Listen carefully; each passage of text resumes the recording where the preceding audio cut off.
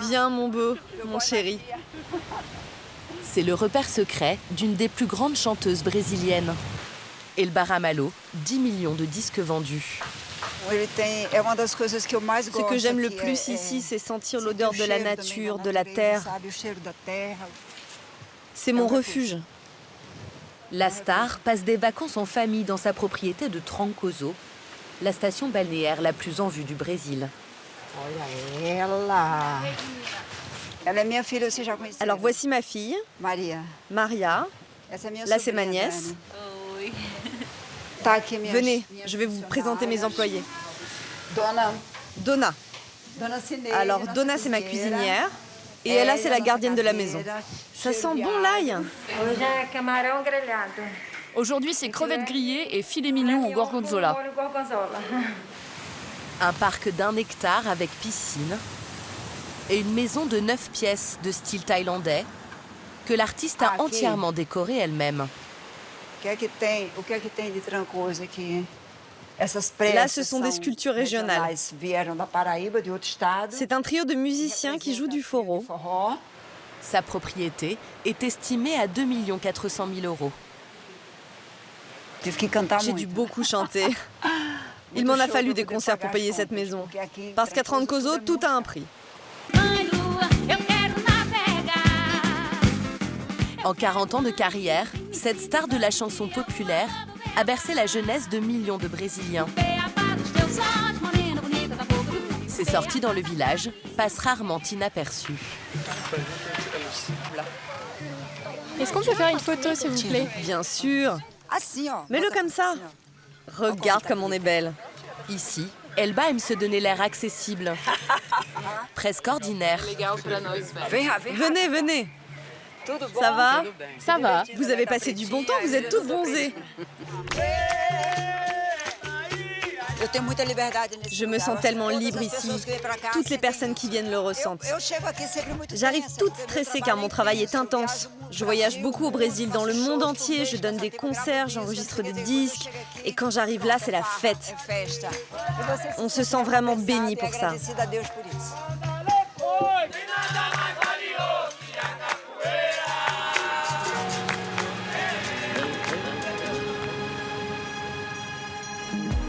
Dans le pays qui compte le plus de millionnaires d'Amérique latine, ces plages sont devenues le refuge des ultra-riches. À 1000 km au nord de Rio, Trancoso, le Saint-Tropez du Brésil. Sa place d'hélice, le Quadrado, une enfilade de maisons de pêcheurs classées au patrimoine mondial de l'UNESCO. La parfaite carte postale, où se mélangent les locaux et les voyageurs fortunés. Le footballeur Neymar, Naomi Campbell ou encore Beyoncé ont foulé ces 7 km de plage préservée. Ici, pas encore de boutiques de grandes marques ou de boîtes de nuit branchées, mais des soirées privées. Des hôtels de luxe où la chambre coûte 1 500 € la nuit et des dizaines de villas somptueuses qui s'arrachent jusqu'à 40 000 € la semaine. Ce matin-là, de riches clients arrivent de Sao Paulo en jet privé. Raccourcis un peu les tiges de quelques centimètres là devant. Tachi, tu peux mettre la table dehors? Ils seront 5. Un grand avocat et sa famille séjourneront pendant 10 jours dans cette maison de 650 mètres carrés. Tout est prêt dans le sauna? Le loyer est exorbitant, 8 400 € la semaine, 50 fois le salaire mensuel minimum dans le pays. Je teste l'eau chaude. Le personnel est compris dans le tarif. Teresa n'est pas la propriétaire. Elle est à la tête d'une agence immobilière et touche 15% de commission sur chaque location. Située dans le centre du village, son entreprise gère un portefeuille de 80 villas et emploie 10 salariés. Raoul, il faut que je te parle. Teresa l'a créée avec son mari Raoul. Le couple a quitté Sao Paulo il y a 7 ans pour se lancer dans l'immobilier de luxe. Je voulais voir avec toi quand est-ce qu'on pouvait faire la réunion avec le propriétaire de la maison de Barra Grande. Elle travaillait dans le milieu de la mode, Raoul dans la finance. Lui s'occupe de la vente des villas. Celle-ci fait partie des plus belles maisons. Il y a une terrasse avec vue sur la mer au-dessus du jardin. Elle vaut 4 millions d'euros. Ça fait partie des maisons les plus chères du Brésil, sans aucun doute. Le prix moyen est très élevé à Trancoso. Des villas somptueuses, mais des routes qui le sont moins. Ça balance un peu. Il y a eu des projets pour bétonner les routes et mettre des pavés dans les rues de Trancoso. Mais on a fait pression pour que ça ne se fasse pas. Sinon, on allait voir arriver des hordes de touristes. Ce boom du marché immobilier a permis à certains Brésiliens de faire fortune. Salut, je suis passé devant ton bureau. Mais fallait entrer. Comme Flavio, un architecte d'intérieur originaire de Rio, devenu millionnaire. Il possède 7 villas à Trancoso. Celle-ci est à vendre avec tout le mobilier et la décoration, comme c'est l'usage ici. 468 mètres carrés, 5 chambres, avec piscine et vue sur mer. Prix de vente, 1 400 000 euros. Voilà de l'eau de coco fraîche de Bahia. Bien fraîche. Raoul voudrait y apporter quelques modifications pour la rendre encore plus attractive. Il ne faudrait pas gâcher cette vue avec une construction ou trop de végétation. Mais je pourrais installer une pergola, par exemple, ou des hamacs. Oui, tu peux. Ce qu'il faudrait faire surtout, c'est agrandir la piscine. Flavio a bâti sa fortune grâce à une première maison achetée en 1999, revendue 10 ans plus tard, 30 fois plus cher. C'était une grande ferme avec 280 mètres de plage privée. Un homme très riche est venu, il est tombé amoureux de la maison et il l'a achetée. Après cette vente, on a construit 3 maisons et ainsi de suite. Ma chance, c'est d'avoir été au bon endroit, au bon moment.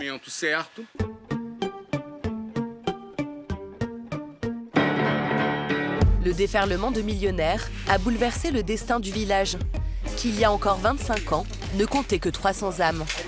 Salut. Joao est un nativos, un natif de Trancoso. Bonjour, ça va? Son père Elias et sa mère Jeannette vivent désormais grâce au tourisme, là où leurs ancêtres subsistaient grâce au troc et à la pêche. Il y a du jus d'ananas avec de la menthe. Jeannette gère son propre restaurant, tout comme sa grande sœur Silvana. Joao, lui, tient la seule pizzeria du Quadrado. Ma mère était une guerrière et elle nous a transmis ça. Être prête à tout et ne jamais se décourager. Les parents de Jeannette et Silvana ont connu une vie rude. Là, c'est mon papa, là, c'est ma maman. Leur père était charpentier, leur mère fabriquait du pain pour le village. Elle aimait s'asseoir comme ça près de la porte. Elle se reposait en attendant que la pâte cuise.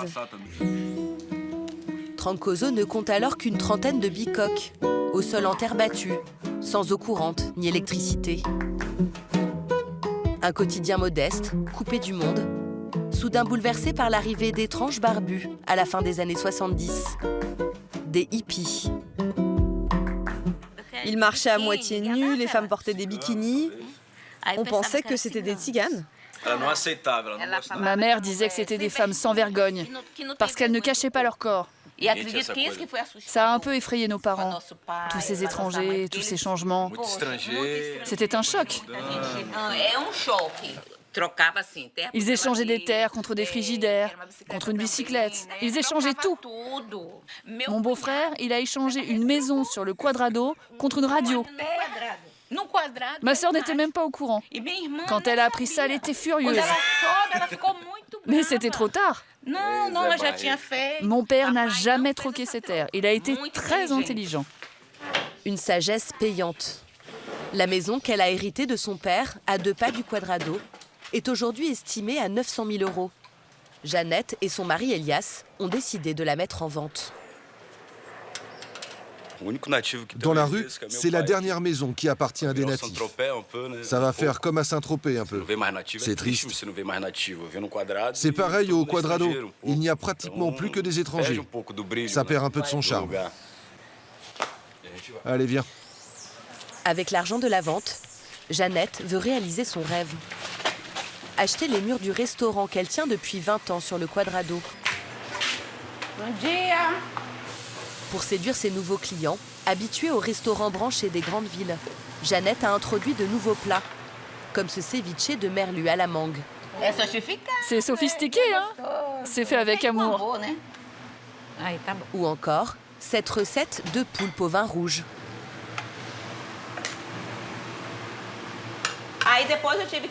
J'ai dû prendre des cours de cuisine parce que les clients devenaient exigeants. Ils veulent goûter d'autres choses, alors il faut tout le temps innover et inventer de nouveaux plats. Viens, on va prendre une photo. Miel, la fille de Jeannette, a même convaincu sa mère de se mettre aux réseaux sociaux. Mets-toi de l'autre côté maintenant. Elle est très bien. Là, j'ai rajouté un filtre. Ah, ça rend encore mieux. Je vais la poster sur Instagram. C'est le progrès. Un monde nouveau. Les gens arrivent, ils ne demandent même plus quel est le meilleur plat. Ils demandent le code Wi-Fi. C'est le monde moderne. Il faut suivre. Autre signe des temps modernes, Jeannette, petite fille de pêcheur, se fait désormais livrer son poisson 1 fois par semaine de la grande ville voisine. Et dès qu'elle le reçoit, elle le congèle. C'est que du poisson. Je dirais que j'ai 250 kilos.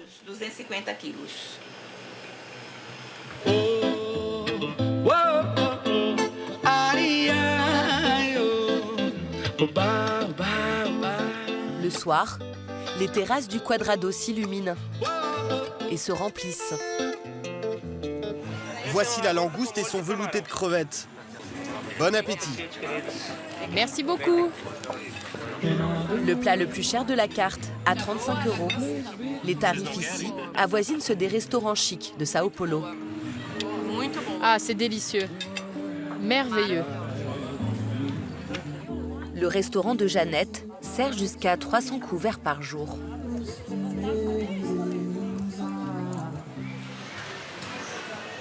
En face, Joao, son fils, cible une clientèle moins fortunée avec sa pizzeria et ses chambres d'hôtes. Il l'a créée avec sa femme Claire, une Parisienne de 48 ans. Ancienne assistante réalisatrice dans le cinéma.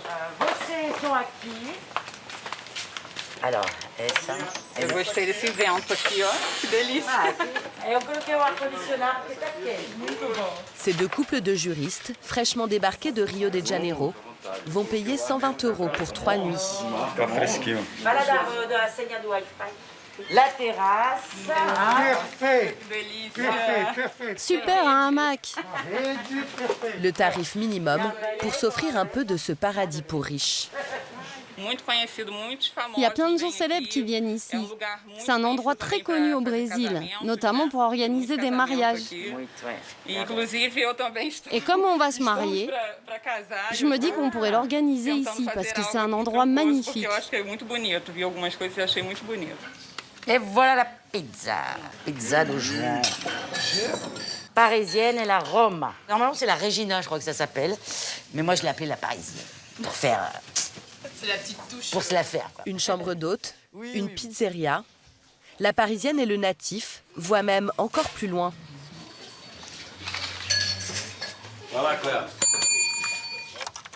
Leur nouveau défi, toucher eux aussi les millionnaires avec cette villa qu'ils ont fait construire et qu'ils s'apprêtent à mettre en location. La piscine, c'est obligatoire. Si t'as pas de piscine, tu loues pas. Un héritage de 300 000 € et toutes les économies du couple y sont passées. Question de standing, Claire a dû recruter une gouvernante. Então, Mary, tudo bem? Ó, Hoje, qu'est-ce que falta para receber os hospedes? Isso, faltar 6. Falta 6 do pequeno. Il en faudrait 6 plus petits. Mais moi, la première location, j'ai un peu les pétoches quoi, de me rater. On ne doit rien oublier parce qu'une erreur, ça peut nous coûter cher. Ça ne peut avoir un mauvais retour sur la maison. Parce que le but, là, maintenant, c'est de louer et d'avoir des bons commentaires, des bonnes notes, voilà, comme à l'école, quoi. Pour parfaire la décoration de sa maison, Claire s'est fixé un budget de 600 €. Mais ici, les boutiques pratiquent quasiment déjà les prix de Saint-Tropez. Claire, viens par ici. Tu sais, sur la terrasse, derrière ton canapé.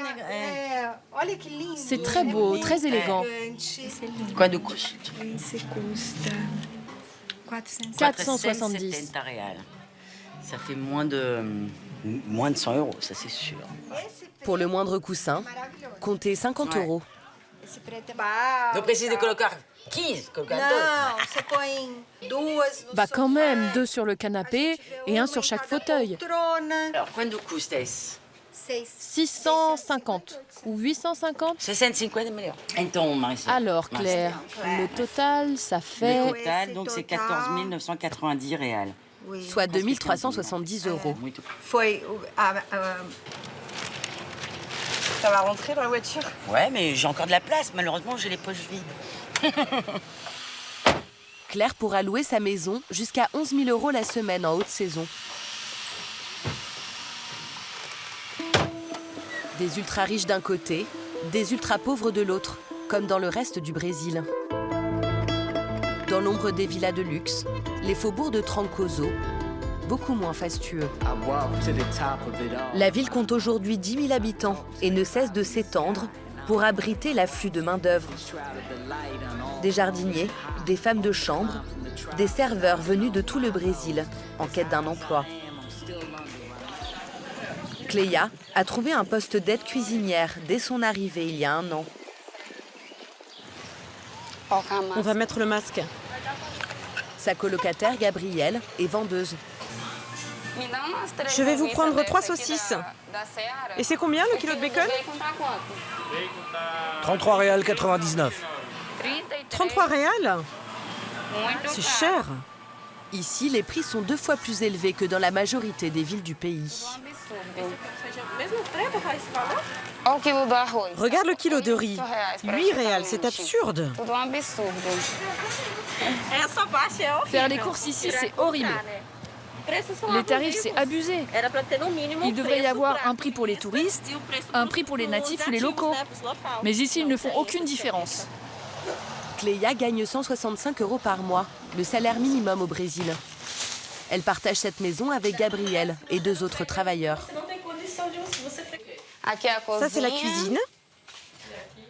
Ça, c'est la chambre de mon amie et de son copain, avec vue sur ma chambre. Elle n'a qu'à ouvrir la fenêtre pour me voir là. Le loyer est de 120 € par mois. Tu vas utiliser les oignons et les tomates vertes, Gabi?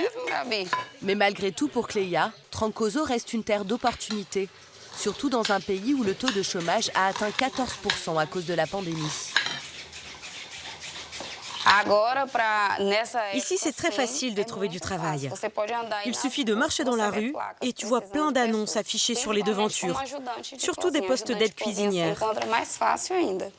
Par contre, je passe tous les jours devant des choses super belles, mais inaccessibles. Je ne pourrai jamais me les offrir. Le quotidien de Cléa est aux antipodes des paillettes et des soirées chics. Comme celle à laquelle se rend ce soir-là la chanteuse Elba Ramalho. Elle donne un concert au Club Med de Trancoso.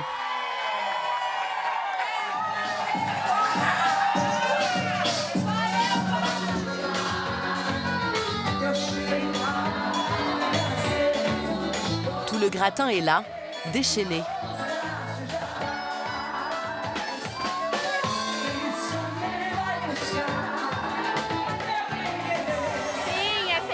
Il y a toujours plein de soirées, plein de joie, de bonne humeur, d'amour. C'est trop bien. En haute saison, Trancoso multiplie sa population par 3.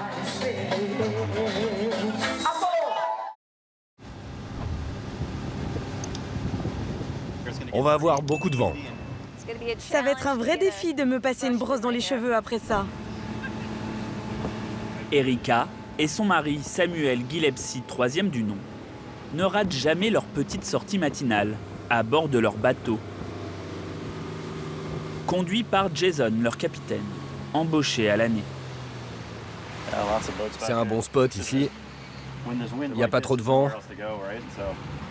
Chaque jour, il les emmène dans ces lagons bleu turquoise.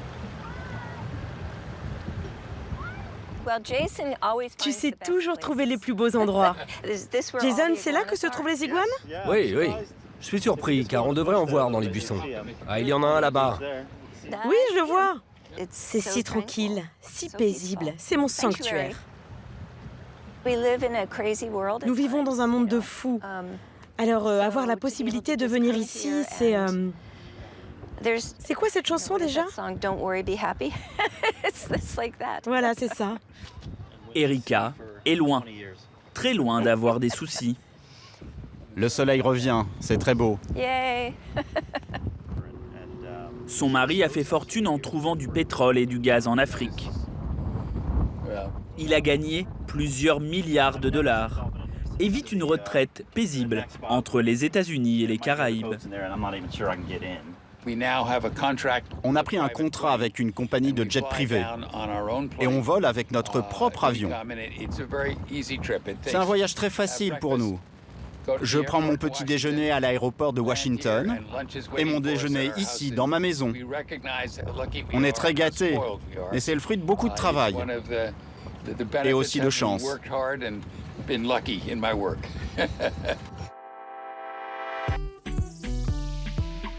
Le petit paradis d'Erika et Samuel, les Turks et Caicos, surnommés les îles turquoises. Un archipel britannique de 44 îles quasi désertes, entre les Bahamas et Cuba. Des kilomètres de plages de sable blanc et 30 degrés en moyenne toute l'année. Une faune marine exceptionnelle, la 4e plus grande barrière de corail au monde, 225 km de long.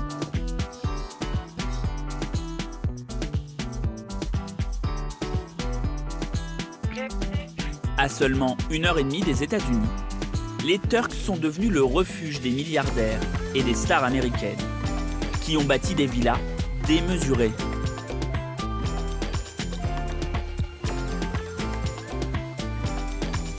Celle de Bruce Willis, achetée 34 millions de dollars. Rihanna, Justin Bieber ou encore Kim Kardashian y passent régulièrement leurs vacances. Au service de ces ultra-riches, une armée de petites mains venues des îles les plus pauvres des Caraïbes, parfois au péril de leur vie. En 20 ans, cet archipel a connu un boom de l'immobilier qui modifie sans cesse son littoral et pose des problèmes environnementaux. Passez une bonne journée. Merci. Erika et Samuel ont choisi l'archipel pour sa beauté, mais aussi pour une criminalité quasi inexistante. Dans la plupart des îles des Caraïbes où nous sommes allés, les touristes sont obligés de rester à l'hôtel. Alors qu'ici, aux Turks, la police connaît tout le monde. Nos enfants et nos petits-enfants peuvent sortir sans souci en discothèque ou dans un karaoké. Enfin à la maison, la Dolce Vita. Le couple a acheté la villa Dolce Vita, baptisée ainsi en référence à la douceur de vivre italienne. Une bâtisse de 1200 mètres carrés, sur un terrain de 1,5 hectare, avec accès direct à la mer. On y compte 7 piscines, un jacuzzi. C'est l'une des plus belles demeures de l'île, estimée à 24 millions d'euros. Ici, c'est la grande salle. On l'a appelée comme ça parce qu'elle est vraiment très grande. On s'en sert quand on fait des fêtes ou pour les réceptions de ma fille. C'est toujours ici que les soirées commencent. Erika a dépensé des millions d'euros pour la rénover et pour la meubler avec des objets d'art dignes des plus grands musées. Ça, je l'ai acheté à New York. C'est quoi déjà le nom du sculpteur? Oui, Giacometti. J'étais avec mon architecte d'intérieur et il m'a juste dit « Vas-y, prends-le ». Erika explique ne plus savoir combien elle l'a acheté. Les sculptures d'Alberto Giacometti, pour les plus grandes comme celle-ci, s'échangent sur le marché de l'art entre 10 millions et 125 millions d'euros. Pour traverser sa maison d'un bout à l'autre, Erika doit marcher une bonne quinzaine de minutes. Une dizaine de pièces, 9 chambres avec salle de bain, toutes avec un accès piscine. Il n'y a qu'à ouvrir la porte pour sauter dans la piscine et aller nager.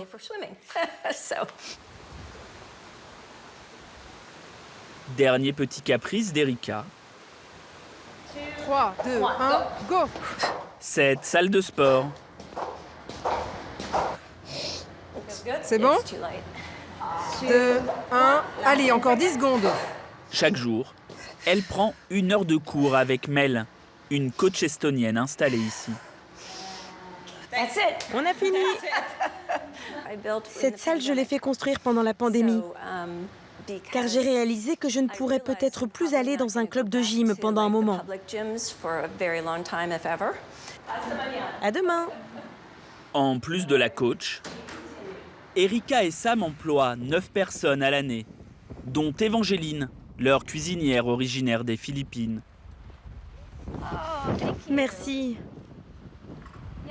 C'est très beau. Ce sont nos amuse-bouches préférés, les raviolis shumai. Le couple passe 6 mois par an ici, mais dépense 600 000 euros à l'année, en salaire et pour l'entretien de la maison. Pour ceux qui n'ont pas les moyens de s'offrir une villa, l'archipel offre 25 hôtels de luxe. Hey, good fait. How are you? Ça va. L'un des plus prisés est dirigé par Thierry Grandcir, un Français de 58 ans. Sa clientèle est exclusivement américaine, avec chaque jour 28 vols en provenance des États-Unis. Nous avons 21 arrivées aujourd'hui. On est sur 15 départs. New York, il y a 3-4 avions par jour, des différents aéroports. Atlanta, Charlotte, Boston, Philadelphia, Washington, Miami, Chicago, Dallas, Houston. Là, c'est tous les villes qui viennent directement chez nous. Who's a guest? Ce sont des gens qui arrivent du nord des États-Unis. Il faut vérifier la chambre une deuxième fois. L'hôtel comporte 82 appartements. On a mis le vin et toutes les boissons au frais. The one we don't do, for penthouse, we should do the highest bucket. I at some point. Pour cette suite de 400 mètres carrés. Oui, là par exemple, là, c'est pas très bien au milieu. L'inspection va durer 1 heure. Au milieu, bien droit. Tu vois, ces petits détails. Non, c'est une chambre. Le coussin là, pour être un peu plus droit. Ouais, il n'est pas complètement droit. Donc, c'est $4 000 la nuit. Okay. Pour cette chambre, donc il faut que tout soit parfait, il n'y a rien qui doit manquer. Donc les petits détails soient bien droits et tout ça, c'est le luxe. Est-ce que sur un sac Louis Vuitton, la petite couture à l'intérieur du sac, elle est aussi importante? Et il n'y a peut-être que les gens qui le font, qui le voient. Ben, c'est pareil pour l'hôtellerie. Ces clients restent en moyenne 5 jours et dépensent 70 000 euros en haute saison, avec les repas et les excursions. Un prix que les Américains ne rechignent pas à payer. Ils ont seulement 9 jours de congé par an, le nombre le plus bas au monde. Là, il est là, hein. C'est pour ça que les gens sont prêts à venir. L'autre atout pour faire passer la douloureuse, la plage de Grace Bay. 16 km de sable blanc, qui vient d'être désignée plus belle plage au monde. C'est ça aussi le luxe. C'est que même si on est plein, il y a un rang de chaises de plage. Personne derrière, personne devant. Ils n'ont pas besoin de se lever à 6 h du matin, de mettre leurs serviettes et tout ça. J'ai de la place pour tout le monde. Ce Niçois travaille depuis 30 ans dans l'industrie du luxe. Il a dirigé des grands hôtels. Le Pelican Hill à Los Angeles, le Ritz-Carlton de Doha au Qatar. Avant d'arriver aux Turks il y a 12 ans et de faire fortune.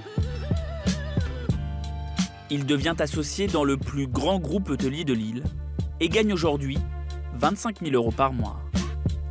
De quoi s'offrir le long de ce canal. Cette maison de 310 mètres carrés à 2 millions d'euros. Hey Matt, did you play golf? Oui, j'étais sur le green ce matin. Et se faire une place au milieu des ultra-riches. What are you doing tonight? J'ai un anniversaire à ton hôtel. Ok, stop by for a drink. Ce voisin, Matt, est propriétaire d'une chaîne de supermarchés. Ça, c'est Greg et Nicole, ils sont canadiens. Lui, il est avocat. Là, c'est des amis de Philadelphie. Lui, il ne fait plus rien. Hein, donc, il était dans l'acier, puis il a vendu sa compagnie une dizaine d'années. Il a juste 60 ans. Hein, et là, Jerry et Jeff, ils sont dans l'Internet ou le tech. Hein, mais bon, lui, il est semi-retiré. C'est son fils qui s'occupe de son business. Ça, c'est les gens riches. Le côté est, East Side, dans toutes les villes aux États-Unis, c'est le côté pauvre.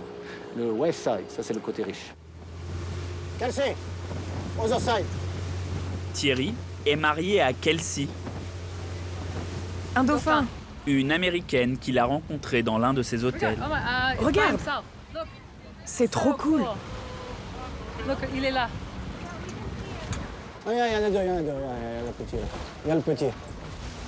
Ils ont 2 enfants. Jade, 14 ans, scolarisée ici dans une école privée à 10 000 € l'année. On va se mettre au bout de l'île, là, devant les tables. Et Tristan, 17 ans, qui lui ne peut plus profiter du pique-nique dominical sur la plage. Je suis en train d'envoyer une photo à Tristan. C'est pour le rebooster un peu. Il est au Québec. Il fait trop froid. 30 degrés de moins, mais l'assurance pour le jeune homme d'étudier dans les meilleurs lycées. Si aujourd'hui, Thierry et sa famille peuvent profiter de la Dolce Vita des Turks, c'est grâce à quelques pionniers qui ont repéré le potentiel de l'archipel.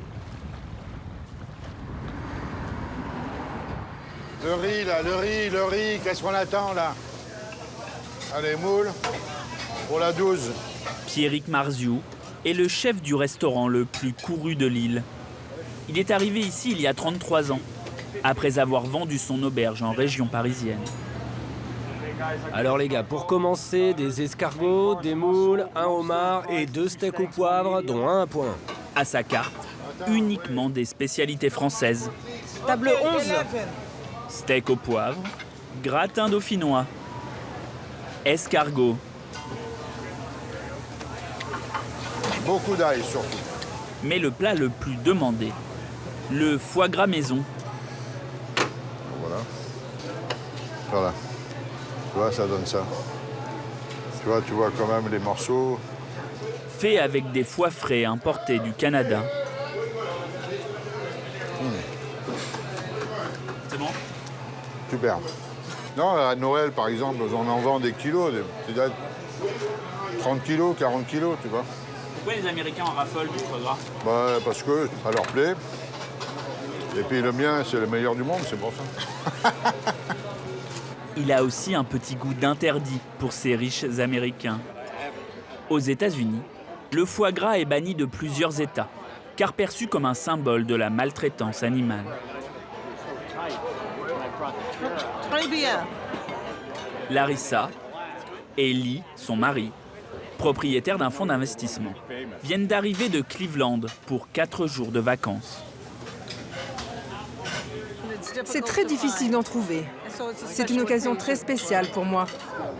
Les 30 tables du restaurant de Pierrick sont prises d'assaut midi et soir. 100 € l'addition en moyenne. Une victoire pour le restaurateur, car dans les années 80, les Turks n'avaient rien d'un paradis pour grande fortune. Pierrick a installé son affaire sur l'île de Providenciales, la plus peuplée de l'archipel. 45 000 habitants.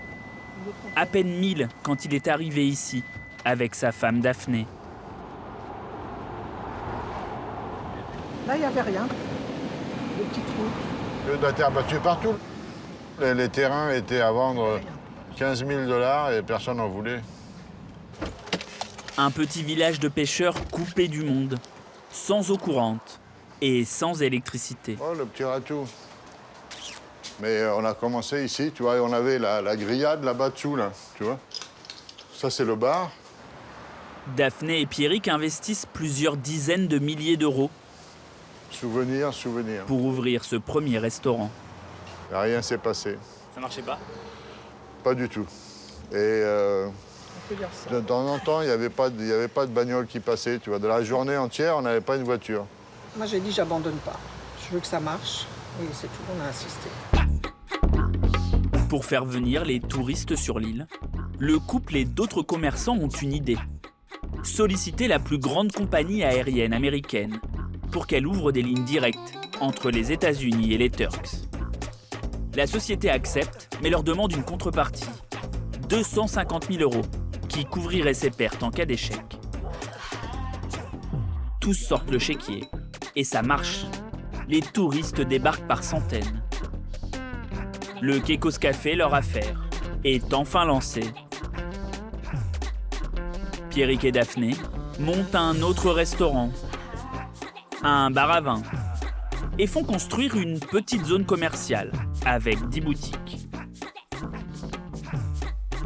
Daphné craque aussi pour cette grande maison en bord de plage. Voilà. Daphné, à chaque fois, elle passait devant, elle dit tiens, il y a une maison à vendre, là, tu vois, c'est super, c'est super. Non, je t'en veux. Il voulait pas, Pierrick? Non. Tous les jours, je travaillais au corps, sur l'oreiller, partout, rien à faire. Non. Alors, je la veux. Alors moi, elle était à vendre 525 ou 550, je crois. J'ai dit, bon, je vous offre 400. Finalement, ils ont accepté, alors. 400 000 €. Là encore, Daphné a eu le nez creux. L'arrivée des grosses fortunes dans les années 2000 a fait exploser le prix de l'immobilier. Le terrain vaut 3 millions maintenant, entre 3 et 4 millions seulement pour le terrain. C'est un petit loto qu'on a gagné, là. Ah ouais? Même un gros loto. Cette perspective de faire fortune attire aujourd'hui des gens du monde entier. Comme Pascal, 61 ans. Nice shot. Ce Français dirigeait une entreprise de petites annonces sur la Côte d'Azur. Good. Après avoir été licencié il y a 10 ans, ce célibataire décide de changer de vie pour se consacrer à sa passion, le tennis. Okay, so your preparation is over. Okay, the ball touch the ground. Your racket comes forward. D'accord. Aujourd'hui, Pascal est coach particulier, notamment pour des célébrités aux exigences un peu folles. En janvier dernier, une agence américaine l'a réservé 5 jours pour un salaire de 5 000 €. Premier jour, donc j'étais au garde à vous sur le court de tennis en train d'attendre à 8 h du matin. Personne. Deuxième jour, la même chose. Troisième jour, la même chose. Quatrième jour, j'ai le security guard qui arrive et qui me dit oh Pascal, tenez-vous prêt pour demain matin. Et en fait, j'ai joué avec Bill Gates. Et cerise sur le gâteau, ils m'ont quand même laissé 1 000 $ de tips. Bon, donc là, c'est à ce jour, c'est le meilleur tips que j'ai eu.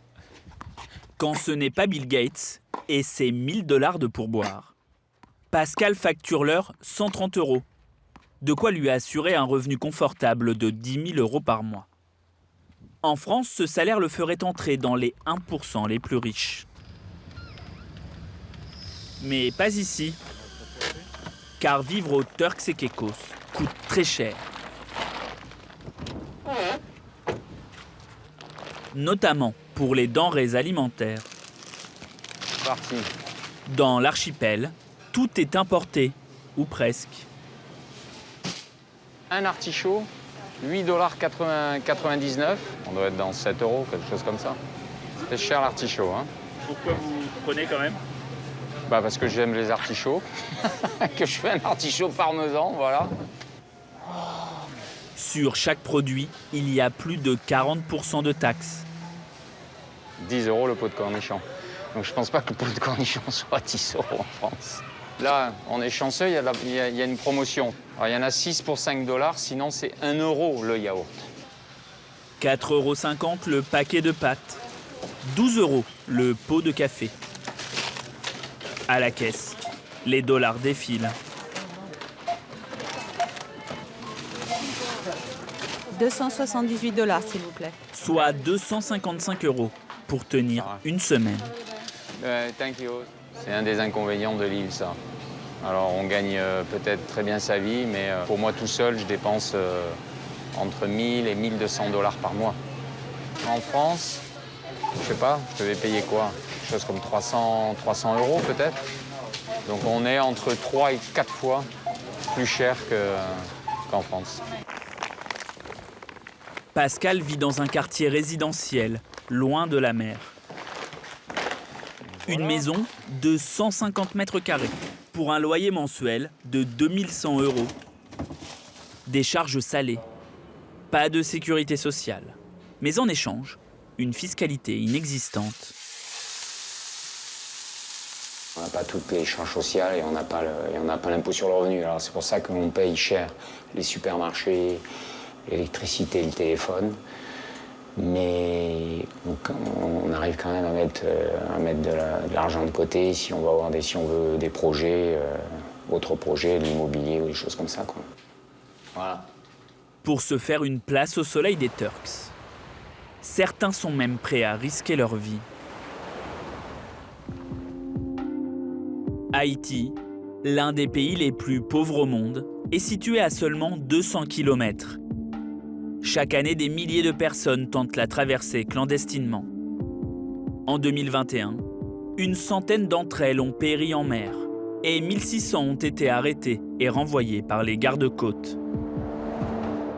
Ceux qui réussissent la traversée s'installent à l'écart des zones touristiques, dans des maisons à l'abandon. Ils n'ont aucun mal à trouver du travail, car ici on manque de main-d'œuvre dans la construction, l'hôtellerie, la restauration, ou bien au service de riches propriétaires. Ce job leur permet d'obtenir un permis de travail et de régulariser leur situation.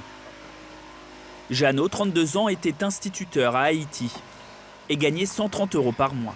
Aujourd'hui, il est homme à tout faire. Je suis ici, je m'adapte ici. À ce que je trouve à faire, je m'adapte à ça. C'est ce qui est important pour moi, c'est gagner ma vie, faire de l'argent avec dignité. C'est ce qui m'intéresse. Jeannot bricole, jardine, 9 heures par jour, 6 jours sur 7, pour 1300 € par mois. À peu près ce que gagnent tous les Haïtiens ici. De quoi payer le loyer de son appartement en colocation et d'envoyer de l'argent au pays. Un tiers de son salaire permet d'aider ses parents, son frère, sa sœur et quelques amis. Comme ça, ils peuvent acheter des aliments, peuvent aller à l'hôpital, acheter des médicaments, tout ça. Parce qu'il n'y a pas de l'assurance de santé en Haïti pour certaines personnes, je pense. Des personnes comme mes parents n'ont pas d'assurance de santé. C'est pas dur de porter ça sur vos épaules à vous? On est habitués. Nous, les Haïtiens, on sort pour ça. On sort pour soutenir les autres. Ouais. Ce flot de main-d'œuvre bon marché n'est pas près de se tarir, car aux Turks, les besoins sont croissants. Notamment dans la construction.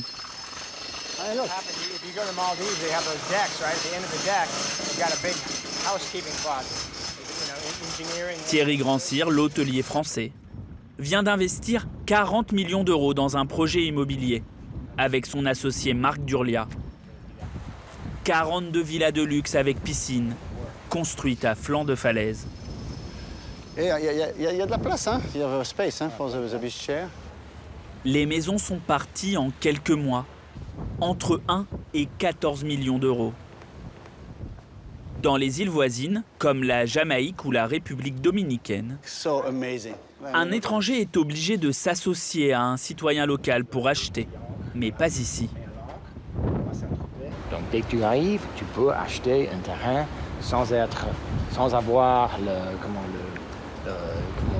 les règles de faire ceci ou ce papier-là, tu peux l'acheter dès que tu veux.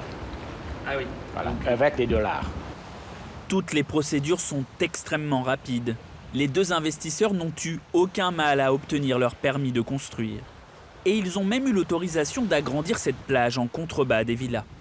Ils ont prélevé 450 tonnes de sable au nord de l'archipel et construit une digue.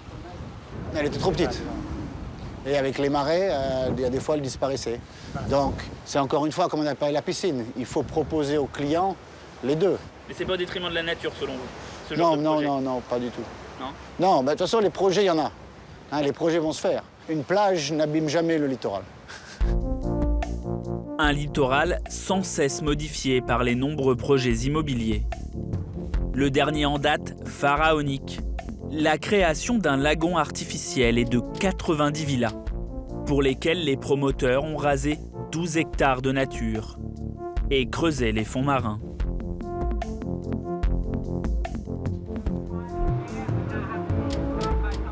Les défenseurs de l'environnement tirent la sonnette d'alarme.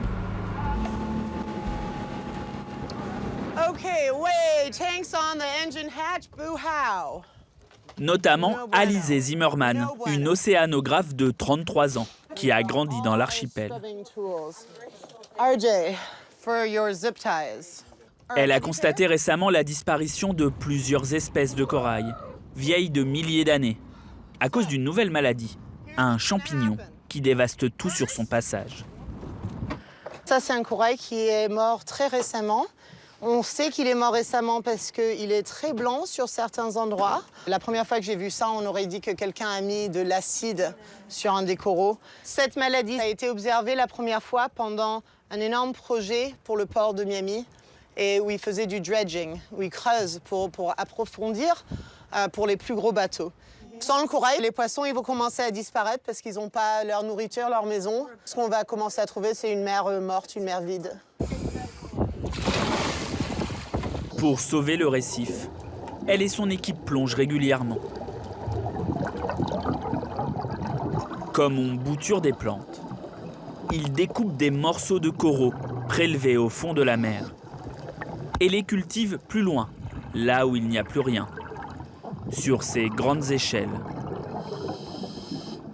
En quelques semaines, le corail repousse, les échelles sont retirées, un récif réapparaît. La vie reprend.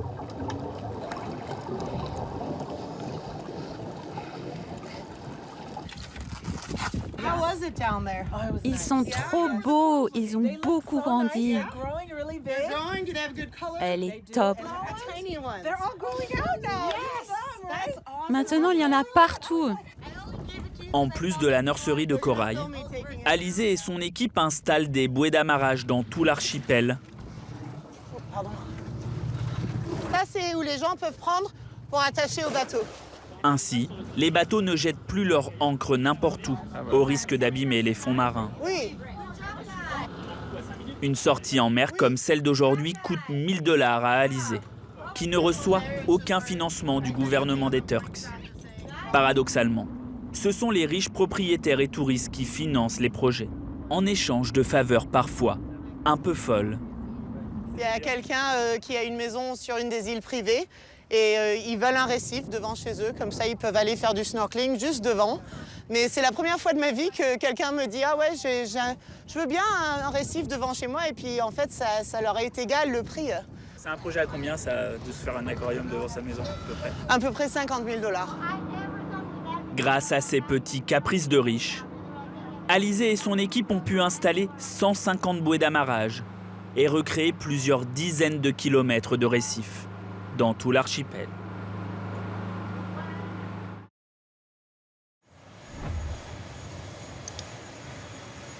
Bonjour, par ici.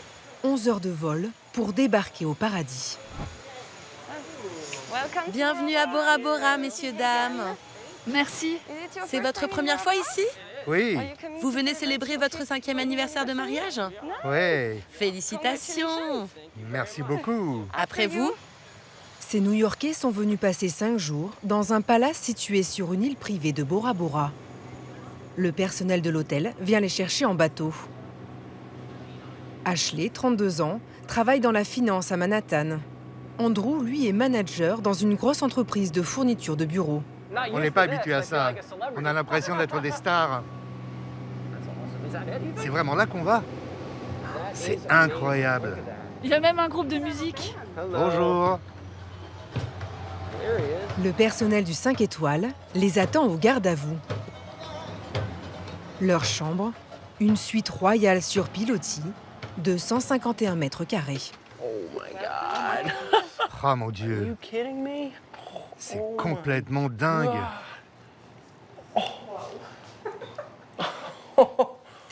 Regarde ça, bébé. Une villa à 3 500 € la nuit. On ne part plus. On reste ici pour toujours. C'est dingue. Merci beaucoup. Est-ce qu'on peut aller voir dehors? Oui, bien sûr, vous pouvez aller dehors. Regarde cette vue. On a notre propre piscine. On va pouvoir se détendre. C'est incroyable.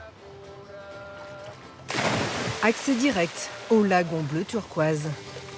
Température de l'eau, 28 degrés. C'est irréel. On a l'océan pour nous tout seuls. C'est très isolé, très privé, ce qui est bien. On peut passer du temps ensemble sans qu'on nous regarde. Seul au monde, ou presque. Ashley et Andrew partagent le lagon avec 113 autres villas. Le complexe appartient à une riche famille polynésienne. La chambre la moins chère est à 700 € la nuit. La suite la plus luxueuse à 8 000. Mais sous les tropiques, la bataille pour attirer les plus riches clients est rude. Comment l'hôtel se démarque-t-il des 4 palaces concurrents de l'île? Comment les 280 salariés se démènent-ils pour satisfaire la moindre exigence des clients? Voyage dans l'ultra-luxe à 18 000 km de la métropole.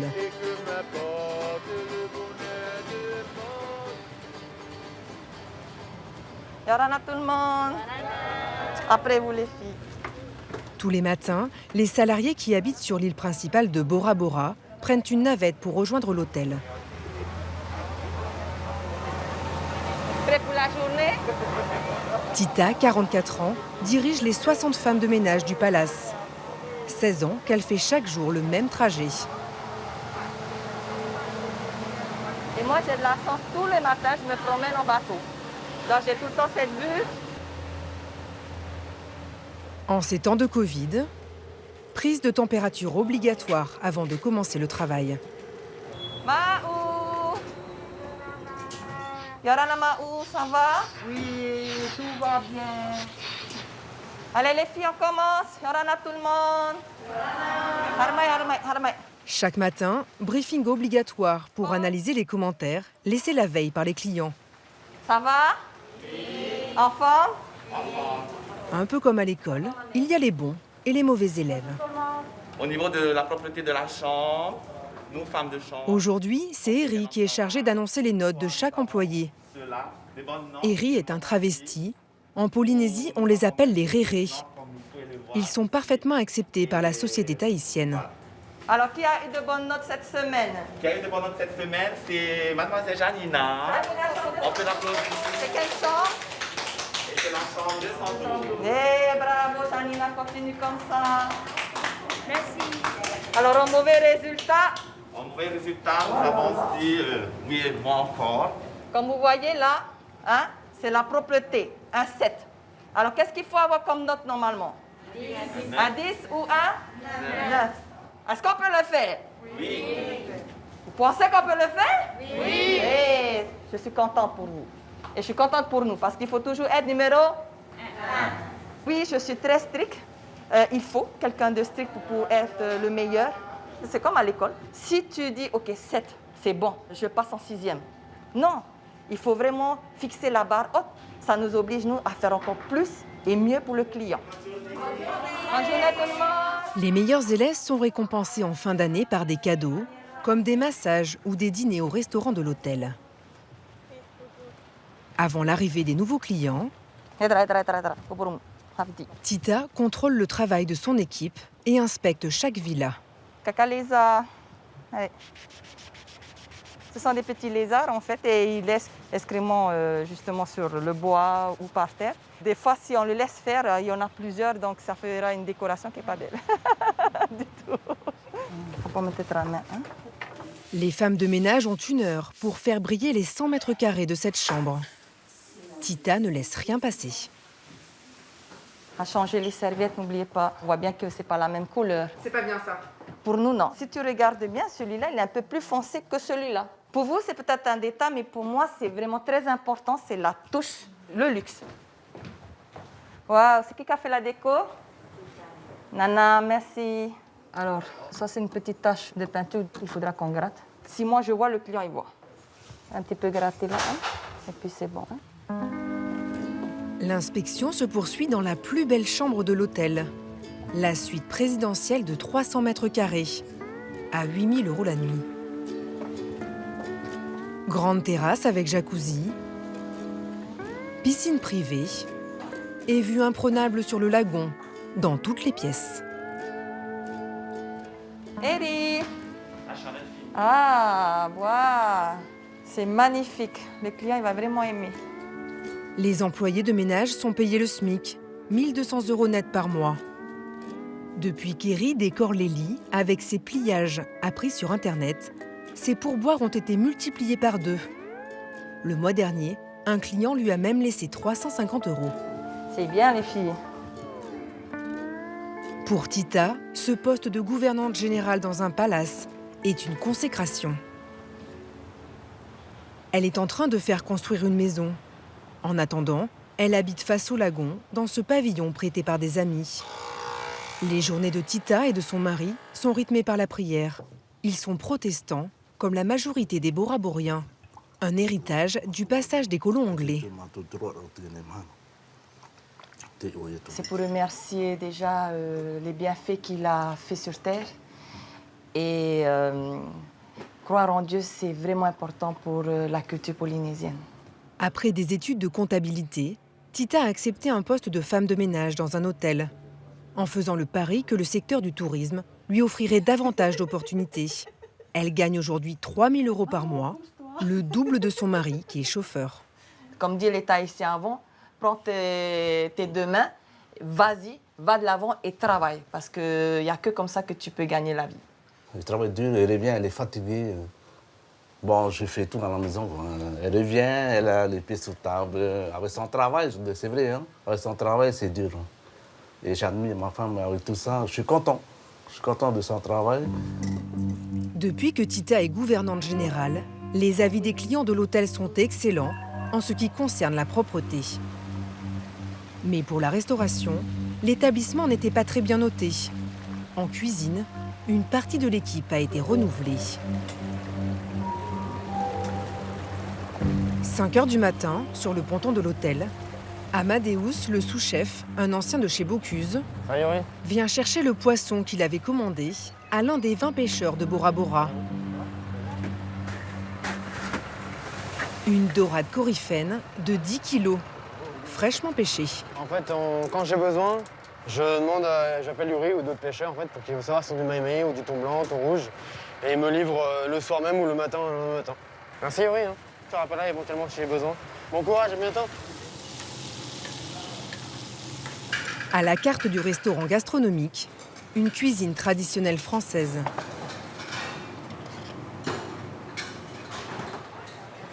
Mais le nouvel atout du palace, ce sont ses douceurs, comme ces croissants à la framboise ou au chocolat, dont raffolent les clients, en majorité américains.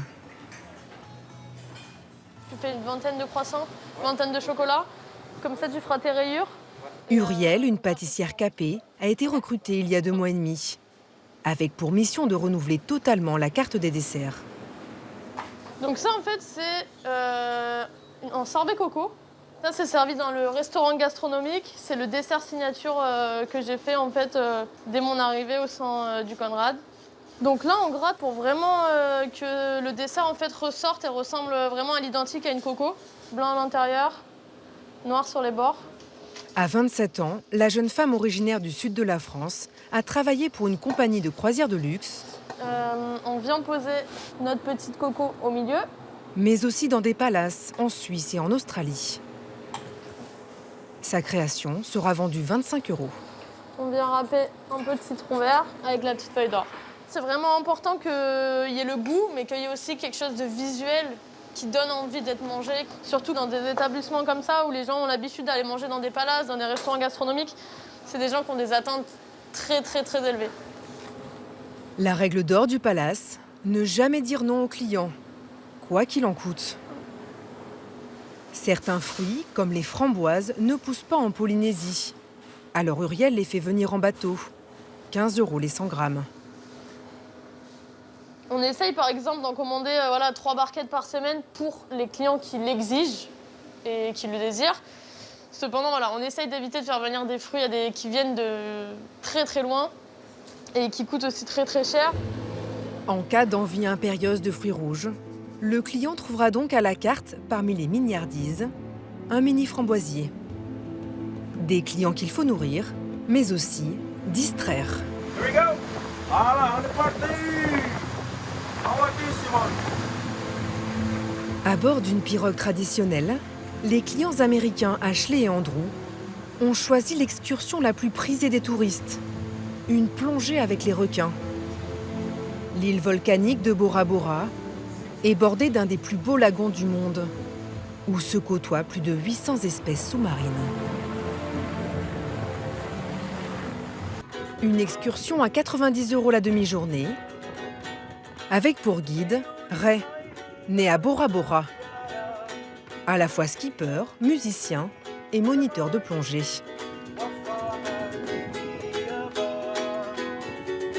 Avant les grands squales, premier arrêt pour commencer en douceur.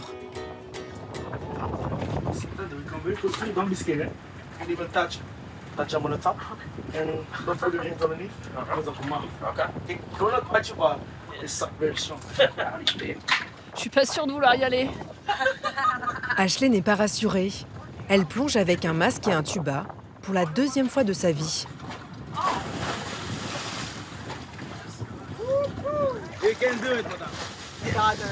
Oh mon Dieu, il y en a partout.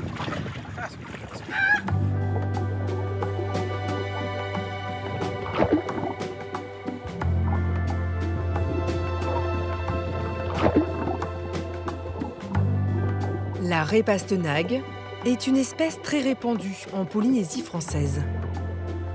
Ici, elle est sacrée, on ne la pêche pas et on ne la mange pas. Attention à ne pas lui marcher dessus, la raie peut piquer grâce à sa queue munie d'un dard venimeux. Ça c'est Bruce, c'est un mâle. La différence entre les mâles et les femelles sont plus petits, taille, et les femelles sont plus balèzes. Hein. Et les gens, quand ils viennent, ils ont un peu peur de les voir comme ça Parce qu'ils n'ont pas l'habitude, ils ont l'habitude peut-être de les voir dans les eaux, ou dans les parcs aquatiques. Et ici, l'avantage, c'est qu'ils ne sont pas en cage, hein.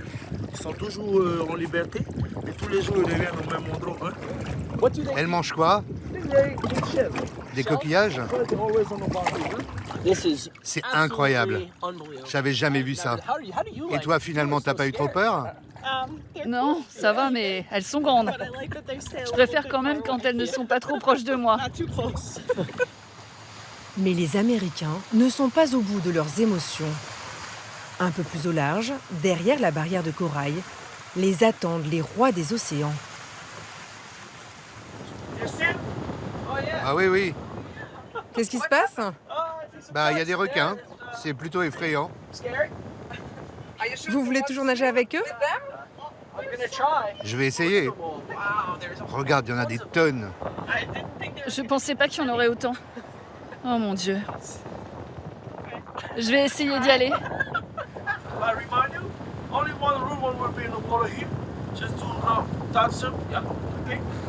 Il y en a des gens qui se sont fait mordre parce qu'ils n'ont pas respecté l'animal.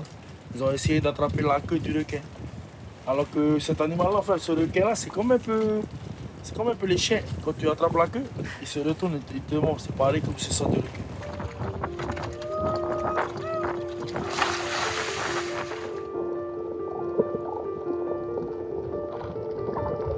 Ashley et Andrew se retrouvent en tête à tête avec des dizaines de requins à pointe noire. Une espèce protégée, identifiable par ses taches noires aux extrémités des nageoires. Ces requins peuvent mesurer jusqu'à 2 mètres et vivent principalement dans les eaux tropicales. Initié par son oncle, Ray nage avec eux depuis qu'il a 10 ans. C'est des requins en fait, qui ne sont pas agressifs, mais qui sont un peu fainéants. Ils attendent que les poissons soient morts, les poissons malades, pour les attaquer. C'est pour ça qu'ils chassent en groupe aussi. Ils peuvent rester dans la même zone pendant plusieurs mois. Leur espérance de vie est de 15 ans. Ils sont magnifiques, très paisibles. Ils glissent avec élégance dans la mer. On a fait des vidéos parce que sinon, personne ne va nous croire. Nos parents vont penser qu'on est complètement fous. Pour dépayser les touristes, le palace mise aussi sur la culture locale. Une fois par semaine, il organise une soirée polynésienne qui commence par la traditionnelle prière.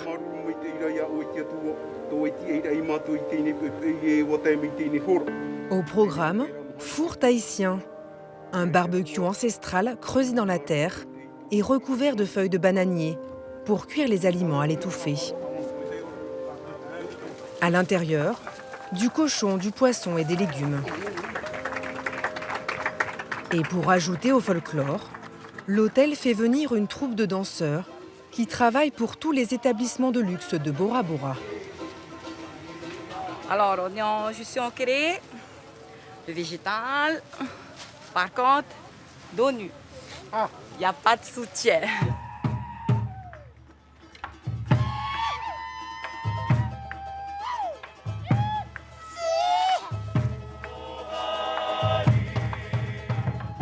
La danse traditionnelle, le tamouré, a longtemps été interdite par l'Église, qui l'a jugée trop provocante.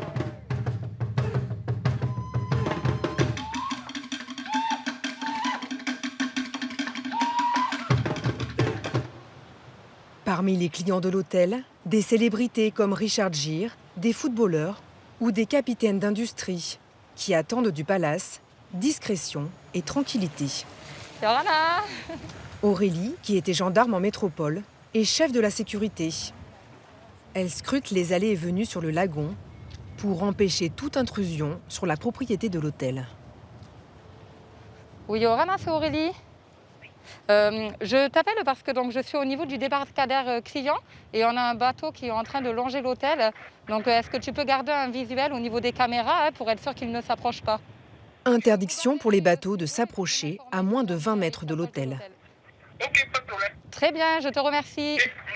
Il y a énormément d'entrées possibles, c'est pour ça qu'on a un parc de caméras très important pour effectivement tout quadriller. Voilà, vous en avez une présente sur le bungalow, sur le petit Faré. Vous en avez encore une sur le deuxième bungalow à cet endroit-là. Ça nous permet vraiment, les caméras se croisent toutes, donc on n'a pas une seule partie du lagon qui n'est pas filmée. 50 caméras et jamais aucune intrusion. À l'hôtel, 80% du personnel est polynésien, mais la plupart des postes à responsabilité est tenu par des métropolitains. Comme Uriel, la chef pâtissière, arrivée il y a 2 mois et demi. Ça, c'est le chemin que je prends tous les matins et tous les soirs pour rentrer à la maison. Donc effectivement, il y en a qui disent métro, boulot, dodo. Moi, c'est plus bateau, paysage et maison. Malgré le cadre paradisiaque, l'hôtel a du mal à garder plus de 2 ans les métropolitains qui souffrent de l'isolement et de l'éloignement de leurs proches. Ça va? T'as vu comment il fait beau aujourd'hui? Ouais. Magnifique. Ouais. Bisous. Pour tenter de les fidéliser, la direction les loge gratuitement dans ses appartements à 2 pas de l'hôtel. Ils ne paient ni l'eau, ni l'électricité. Coucou. Hey. Ça va? Ça va et toi? Oui. Tu fais quoi? Bah du coup, je fais à manger. Comme ça, ce sera fait. Ouais. Et puis, Uriel vit en couple avec Pauline, l'une des responsables du spa de l'hôtel. À elles deux, elle gagne 5 500 € net.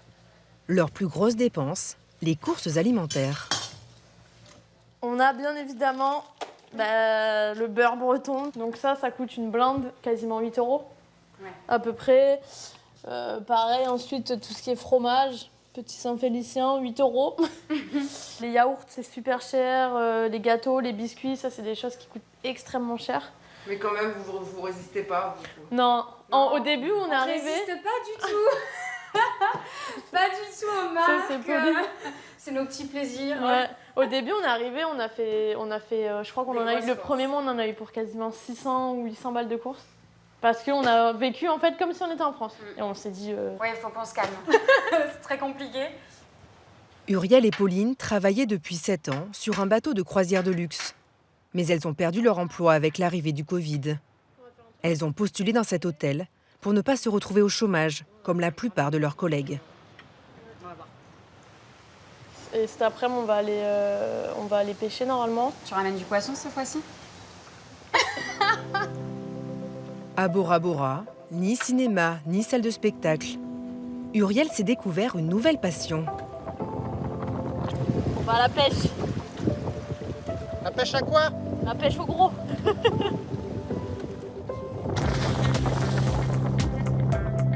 La jeune pâtissière vient de s'acheter un harpon. Elle s'entraîne 2 fois par semaine.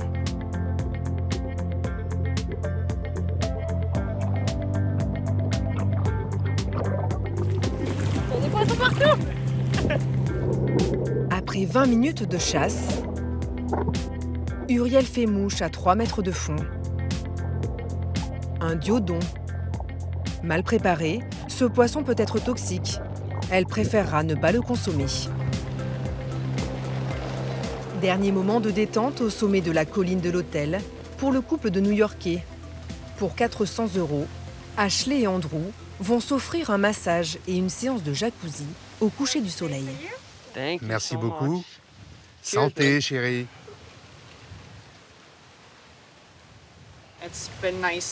Ça fait tellement de bien d'être déconnecté. Avec le virus et le télétravail, on ne va plus au bureau, certes, on reste à la maison, mais on est connecté en permanence. Ça faisait bien longtemps qu'on n'avait pas profité l'un de l'autre, du paysage, et qu'on n'avait pas pris du bon temps. 90% des touristes de Bora Bora sont des couples en lune de miel. Un voyage à l'autre bout du monde que l'on fait généralement une seule fois dans sa vie.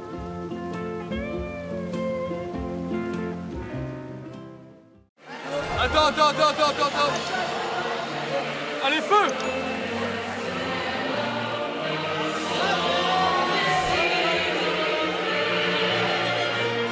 À peine 16 heures, la fête bat déjà son plein sur cette plage privée. Pour célébrer le début de leurs vacances, ces touristes scandinaves s'offrent un Mathusalem de champagne. L'équivalent de 8 bouteilles.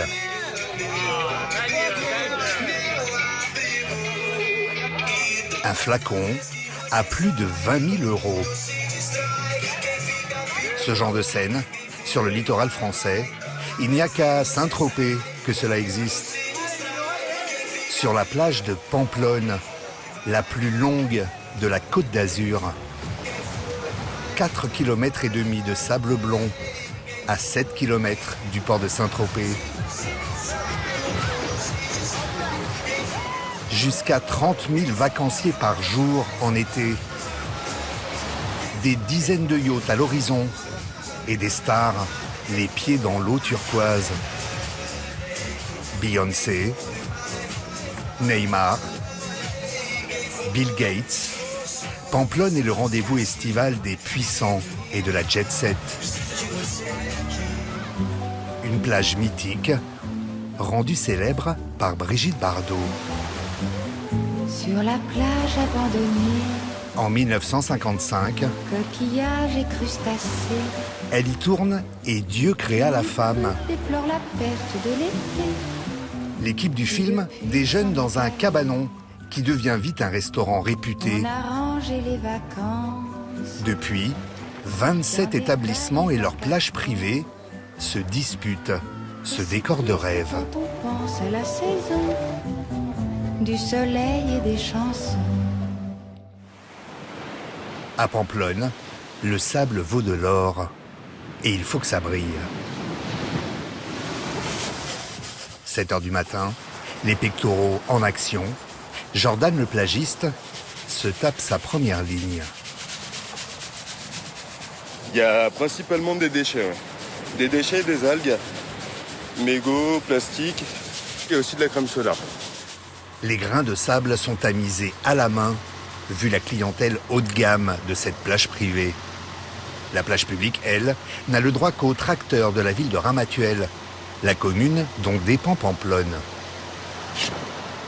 Jordan, 32 ans, travaille pour le New Largo, l'un des restaurants les plus réputés de la baie.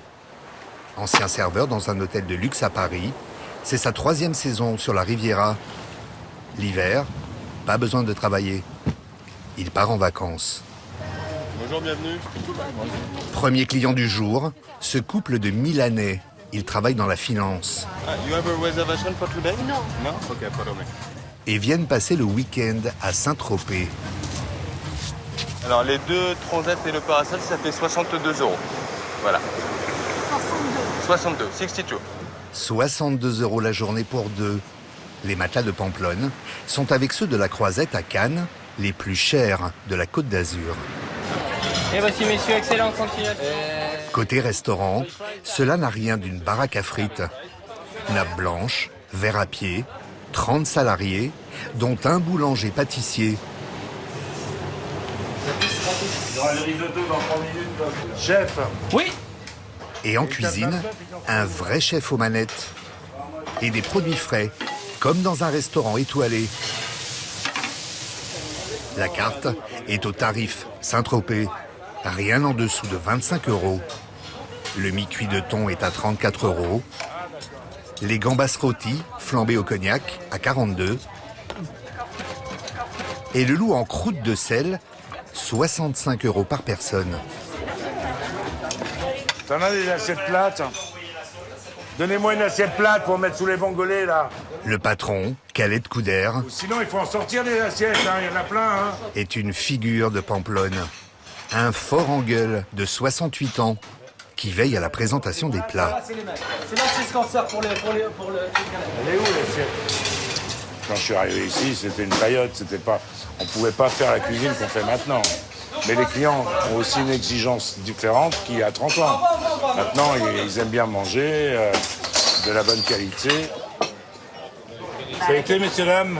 Très bien, merci. Le New Largo est l'histoire de toute une vie. 34 ans que Khaled est restaurateur à Pamplonne. En 1971, il débarque à Saint-Tropez. Il a 21 ans. Parisien, autodidacte, Khaled commence par faire la plonge dans un petit restaurant avant d'en devenir le patron. 13 ans plus tard, il obtient une concession à Pamplonne pour exploiter ce petit coin de plage de briques et de broc. À l'époque, une paillote de poisson qu'il rachète 170 000 €. Il la transforme pour en faire un restaurant familial, prisé des people. Claude Brasseur, Pierre Arditi, Jacques Chirac. Tous sont des habitués. Dans les années 2000, Naomi Campbell fête son anniversaire chez Khaled en grande pompe, 4 années de suite. Son plus gros poisson, la princesse Diana. En août 97, quelques jours avant sa mort, elle est en vacances à Saint-Tropez avec ses 2 fils et vient déjeuner chez Khaled.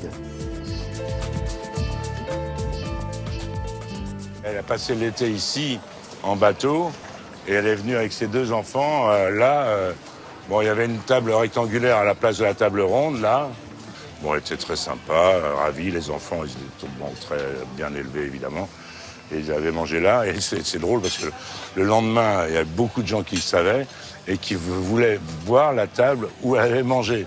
C'était hallucinant parce que bon... Christophe, j'ai un bateau qui est venu d'arriver, ils sont 5 passagers, ils sont côté gauche, bateau blanc et bleu. Pour accueillir tout ce beau monde, Khaled est l'un des rares sur la plage à disposer d'un service de batelier, comme on dit ici. Bonjour. Des saisonniers qui vont chercher en Zodiac les clients sur leur yacht, comme ces deux Anglaises de Londres, mariées à un homme d'affaires et un médecin. Comment allez-vous? C'est comme un taxi. Sinon, on serait obligé de rester à bord. Il nous dépose, on va déjeuner, prendre un verre, c'est parfait. Un service 5 étoiles. Ravi de vous revoir. Moi aussi. Comme dans un palace. Pour avoir le droit d'exploiter ces 635 mètres carrés de sable, Khaled paye une redevance à la ville de Ramatuelle. Selon la taille des restaurants, ce loyer peut atteindre 155 000 € pour toute la saison. Pour gonfler son chiffre d'affaires, Khaled ne se contente pas de vendre des plats ou de louer des matelas. À côté des cuisines, il a aussi une boutique. Et une mannequin qui défile pendant le déjeuner. Elle porte des tenues et des maillots de bain qui ne se vendent qu'ici. Ça donne envie d'acheter, quoi. Enfin, si ça leur plaît, ils achètent, quoi. Ils vont à la boutique après le repas pour dire j'ai vu telle robe sur le mannequin, j'aurais l'essayer. Bon, c'est vendeur, voilà. Et puis en plus, ça fait une animation sympathique, quoi. Bon, si des fois le service est un peu long, ce qui peut arriver, ça fait aussi patienter. Et ça marche. Cette touriste sud-africaine a repéré sur la mannequin ce 2 pièces vert perroquet. Elle veut absolument le même, quitte à prendre une taille au-dessus. Il n'est pas parfait. It's not perfect. Yes.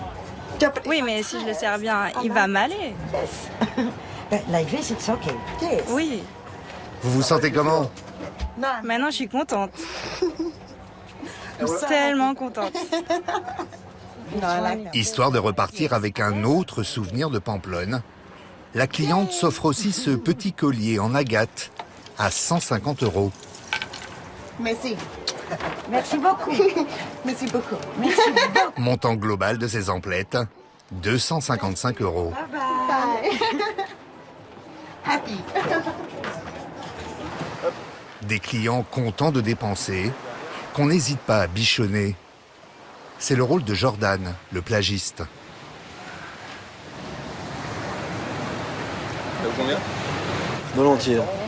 Ouais. Madame, vous êtes servi comme au restaurant? Comme au restaurant, c'est parfait. Avec une vue mieux qu'au restaurant. Pour satisfaire les caprices des touristes fortunés, Jordan se met en 4. Big bed and small bed, it's okay for you?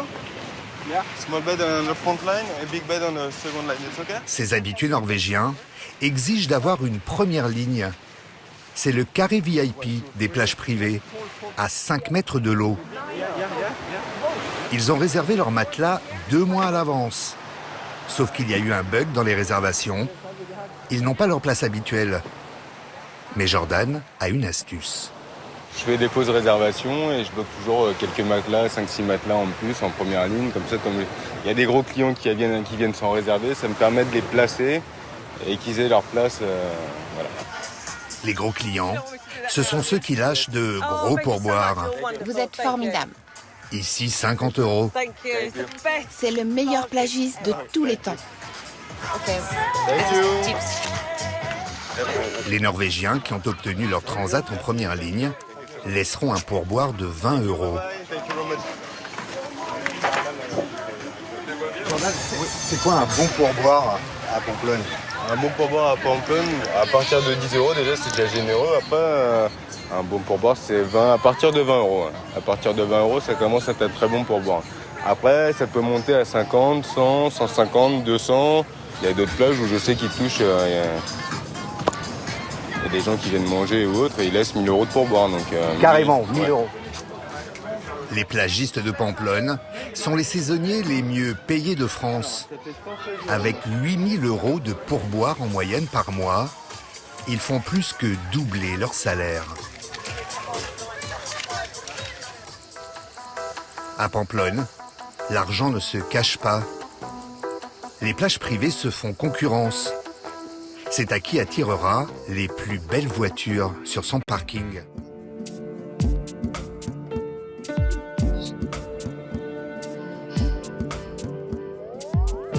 Bonjour, monsieur. Au Nikki Beach, c'est Mario qui accueille les clients. Garde du corps, ancien coach sportif de Sylvester Stallone, il est passé maître dans l'art du rangement des bolides. On expose un peu tout devant pour faire joli. Et tout ce qui est petits véhicules comme ça, on ne dit pas aux gens, mais on a de la place aussi derrière. On essaie d'assembler les couleurs, les marques. Merci, monsieur. Merci de partir. Merci. Ici, on se la joue Ibiza. Une boîte de nuit, de jour, avec la fête, autour et dans la piscine. Un lieu incontournable de Pamplonne. L'endroit pour voir et être vu.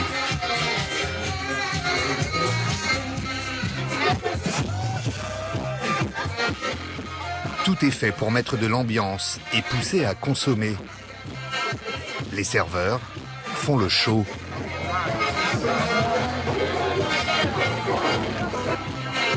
Il file better. Et voici le bateau. Une masseuse propose même des papouilles. À table, 25 € les 10 minutes. C'est balèze? On va le refaire, regardez. Oh.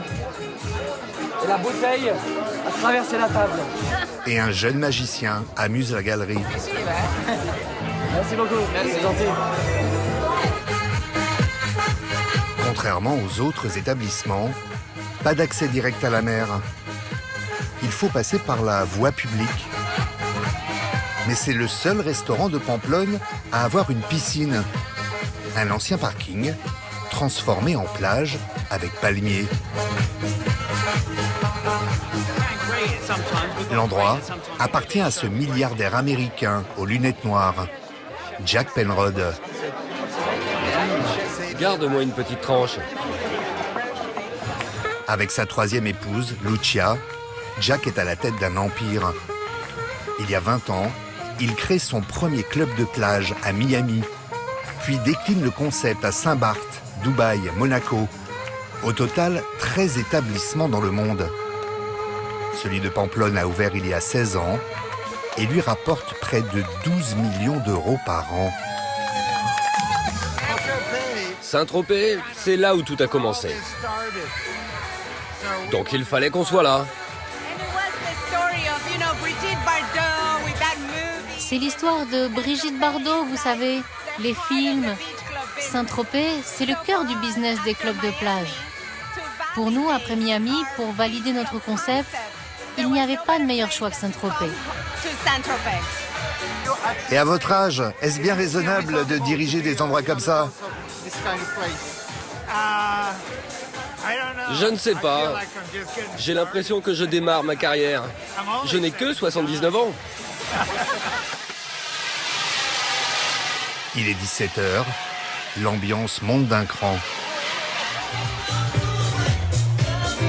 Au-dessus de la piscine, la cabine du DJ, comme dans une boîte de nuit. L'établissement a reçu des plaintes du voisinage. Le son est limité à 85 décibels maximum. C'est 105 en discothèque.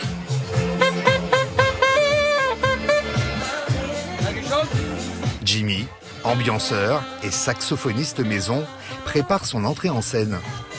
Donc là, je vais essayer d'aller réveiller un peu le restaurant en faisant un passage là-bas. Jimmy Sax, 33 ans, se produit ici une quarantaine de fois pendant la saison. Discret sur le montant de son cachet, il serait payé autour de 1 000 € par session.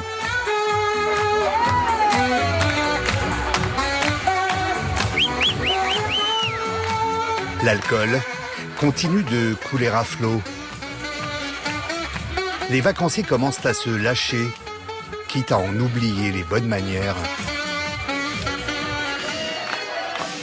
Cette Américaine, elle, fête son anniversaire ici tous les ans, déguisée en Superwoman. Des clients jeunes ou moins jeunes, riches, décomplexés et dépensiers, jusqu'à l'indécence.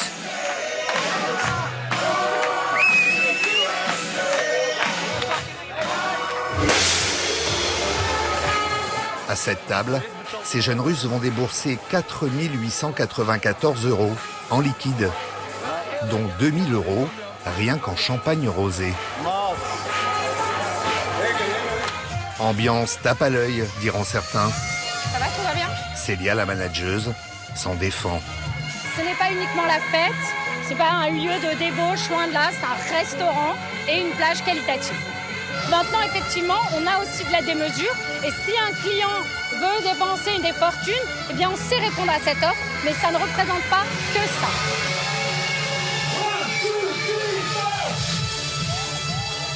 La musique s'arrête vers 20h. Les clients sont priés de partir à 21h.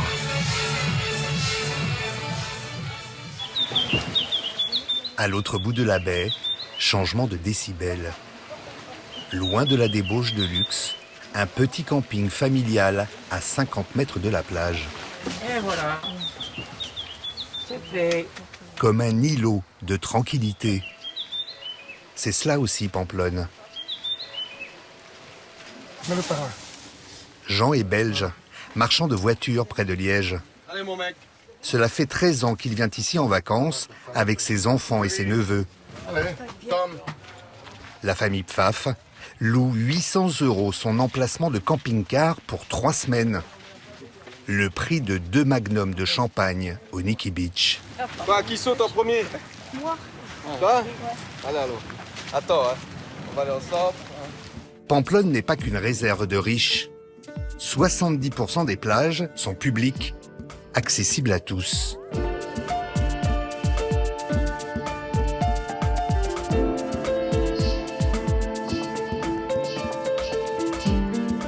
Les Pfaff n'ont pas les moyens des clients des plages privées. Pourtant, grâce au camping, ils s'offrent des vacances à Saint-Tropez dans un décor de rêve. Quand j'explique ça chez nous, en Belgique, ben, ils ne croient pas. Les trois quarts, quand on leur dit qu'on va à Saint-Tropez, ils reculent. Oui, du c'est cher, c'est pas vrai, c'est pas vrai. Non, voilà. C'est une erreur. Vous avez trouvé le bon plan, quoi. Voilà. Moi, je regarde On pourrait pas leur ça, donner moi. le filon, on le ferait. On n'a que le bon temps, on se donne. On travaille toute l'année pour. Donc voilà. C'est 2 maçons. Ouais. Moi, je suis machiniste. Et voir les yachts en face, ça vous fait rêver? C'est magnifique. Ouais, ça, hein. c'est beau. Ouais. Ça, c'est magnifique. Hein. Ça vous donne envie? Un jour peut-être, hein. On verra. Les yachts, d'autres s'y intéressent aussi beaucoup à Pamplonne. Thibaut, avec son sac de plage, se doit de passer pour un touriste lambda, incognito. Thibaut est paparazzi. Il travaille pour une des 5 grandes agences qui alimentent la presse People. Potentiellement, là, il y a du beau monde. Oui, sur des bateaux comme ça, oui. Connu pas forcément, mais riche, sûrement. Saint-Tropez est un passage obligé l'été pour les chasseurs d'images. Ils doivent être incollables sur les célébrités. Il faut savoir reconnaître un footballeur allemand, un footballeur anglais, ou alors une chanteuse anglaise, une star de télé-réalité.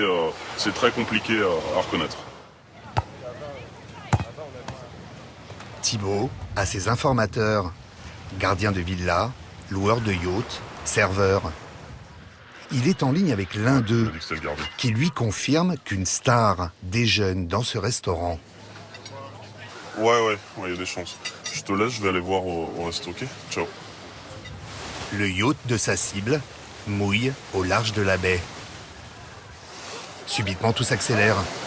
Thibaut nous fait signe que la célébrité va sortir. Please, please. La star, c'est Elton John.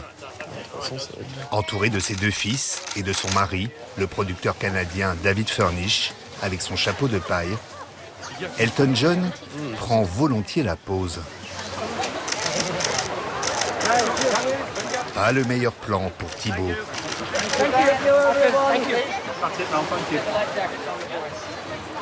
Il vient chaque année, c'est très bien qu'on est là, bon, ça le dérange pas.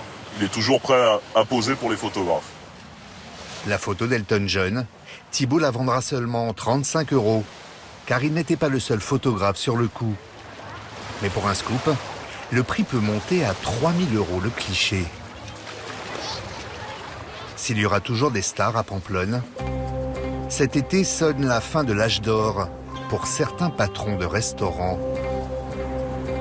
Pour se mettre en conformité avec la loi littorale, désormais les établissements devront être démontables et remontés chaque saison. L'espace réservé aux plages privées sera réduit de 10%, rendu à la nature. Conséquence, 9 restaurants sur 27 ont perdu leur concession, dont des historiques, comme celui de Khaled. Ouais, mais enfin, dans le doute, j'en sais rien. Et après, il faut que je voie l'autre avocat. Le patron du New Largo va devoir plier bagage. Un coup de massue qui s'abat sur toute une vie. Je suis en colère parce que j'ai tout... je perds mon outil de travail, j'ai encore une famille quand même. Hein. Bon, même si je suis âgé, j'ai encore une fille qui a 16 ans, qui doit faire des études. Mais également, j'ai des employés que j'ai depuis 20 ans, depuis 15 ans, depuis 17 ans, qui vont être déboussolés aussi. Mi-juillet, la mairie de Ramatuelle a attribué les nouvelles concessions pour les 12 ans à venir. Parmi les gagnants, 5 hôtels de luxe de Saint-Tropez, comme le Byblos. Les exploitants retoqués sont en colère. Même Brigitte Bardot s'est émue de voir Pamplonne perdre son âme. Khaled, lui, redoute une uniformisation de la plage. L'esprit de Pamplonne, c'est aussi chaque spécificité dans les plages. C'est-à-dire qu'il y a des plages familiales, il y a des plages festives, il y a des plages... Bon, chacun a mis son âme dans la plage. Et là, des plages d'hôtels, je pense que c'est... Bon, moi, je connais les hôtels, c'est à peu près tout pareil, quoi. C'est tellement ridicule, ça rime à rien. Les gens n'ont pas envie d'aller à Pamplonne pour aller dans des plages d'hôtels. Ils me le disent tous les jours. Dernier été à Pamplonne pour Khaled. Mais il n'a peut-être pas dit son dernier mot. Il compte attaquer en justice la mairie de Ramatuelle pour favoritisme et obtenir un sursis de quelques années pour que le soleil se couche encore sur sa plage dorée.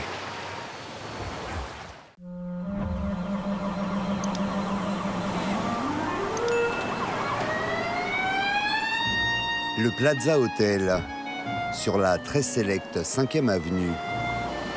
Dans ce palace de Manhattan, quelques privilégiés ont leur appartement privé. Au 8e étage, celui de Barbara Emmerle Gollust. Hey Patrick. Cette quinquagénaire est financière à Wall Street. Elle brasse des millions de dollars au quotidien. How is everything? We have a board meeting tomorrow, right? Issue d'une grande famille du Liechtenstein, éduquée à Genève, elle a épousé un Américain, financier lui aussi. Ensemble, ils vivent dans cet appartement depuis 5 ans. La vue vous donne toutes les explications. C'est la plus belle vue de New York, à mon avis. C'est une vue féerique et on a beaucoup de chance de pouvoir en profiter. Et ce qui est merveilleux, c'est de pouvoir voir les saisons passer. L'été pourtant, elle préfère s'évader loin de la frénésie new-yorkaise. Can I have a taxi, please? Elle possède une résidence secondaire à 180 km de New York. En voiture, avec la circulation, il faut compter 2h30. Mais Barbara a trouvé beaucoup plus rapide.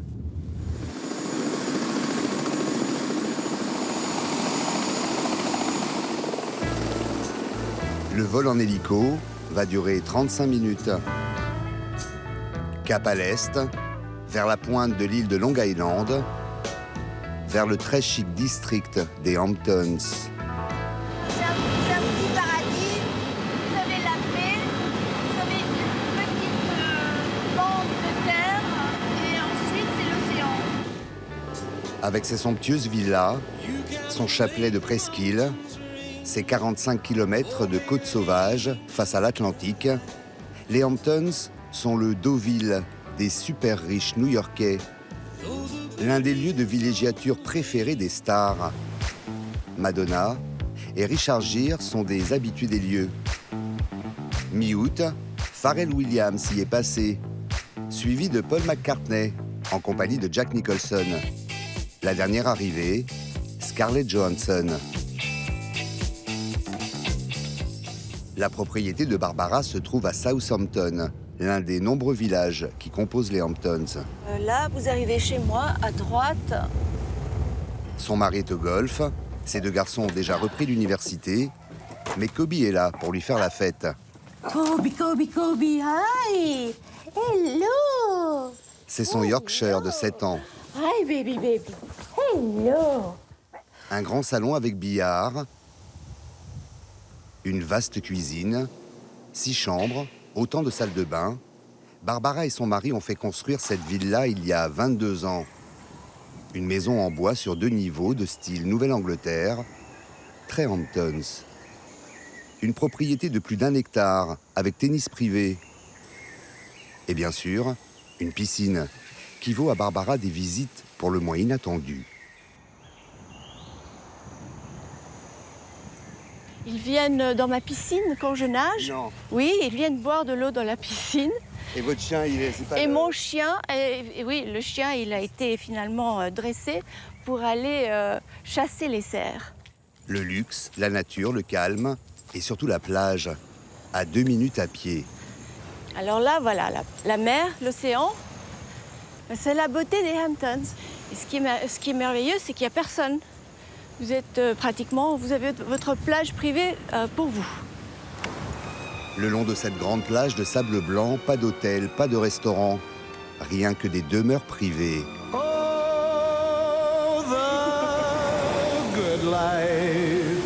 L'eau est à 22 degrés. Mais pour venir nager ici, impossible de se garer sans avoir une carte de résident.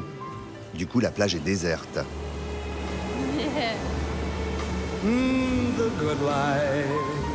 Moi, j'aime faire de longues marches sur la plage.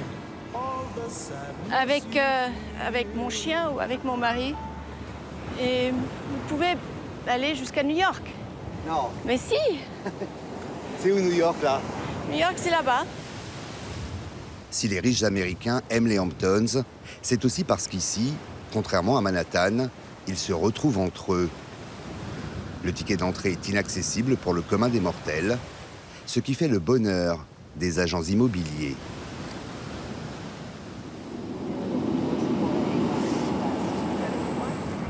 Aujourd'hui, tout est caché par des portails. Christopher Burnside est l'un des nombreux professionnels qui se partagent le marché. Aux Hamptons, la concurrence est rude. Bonjour Jack. Pour convaincre ses acheteurs, voici sa botte secrète. Je vérifie qu'on a assez de kérosène. Avant la visite des maisons, il organise des survols de la péninsule à bord de son avion privé.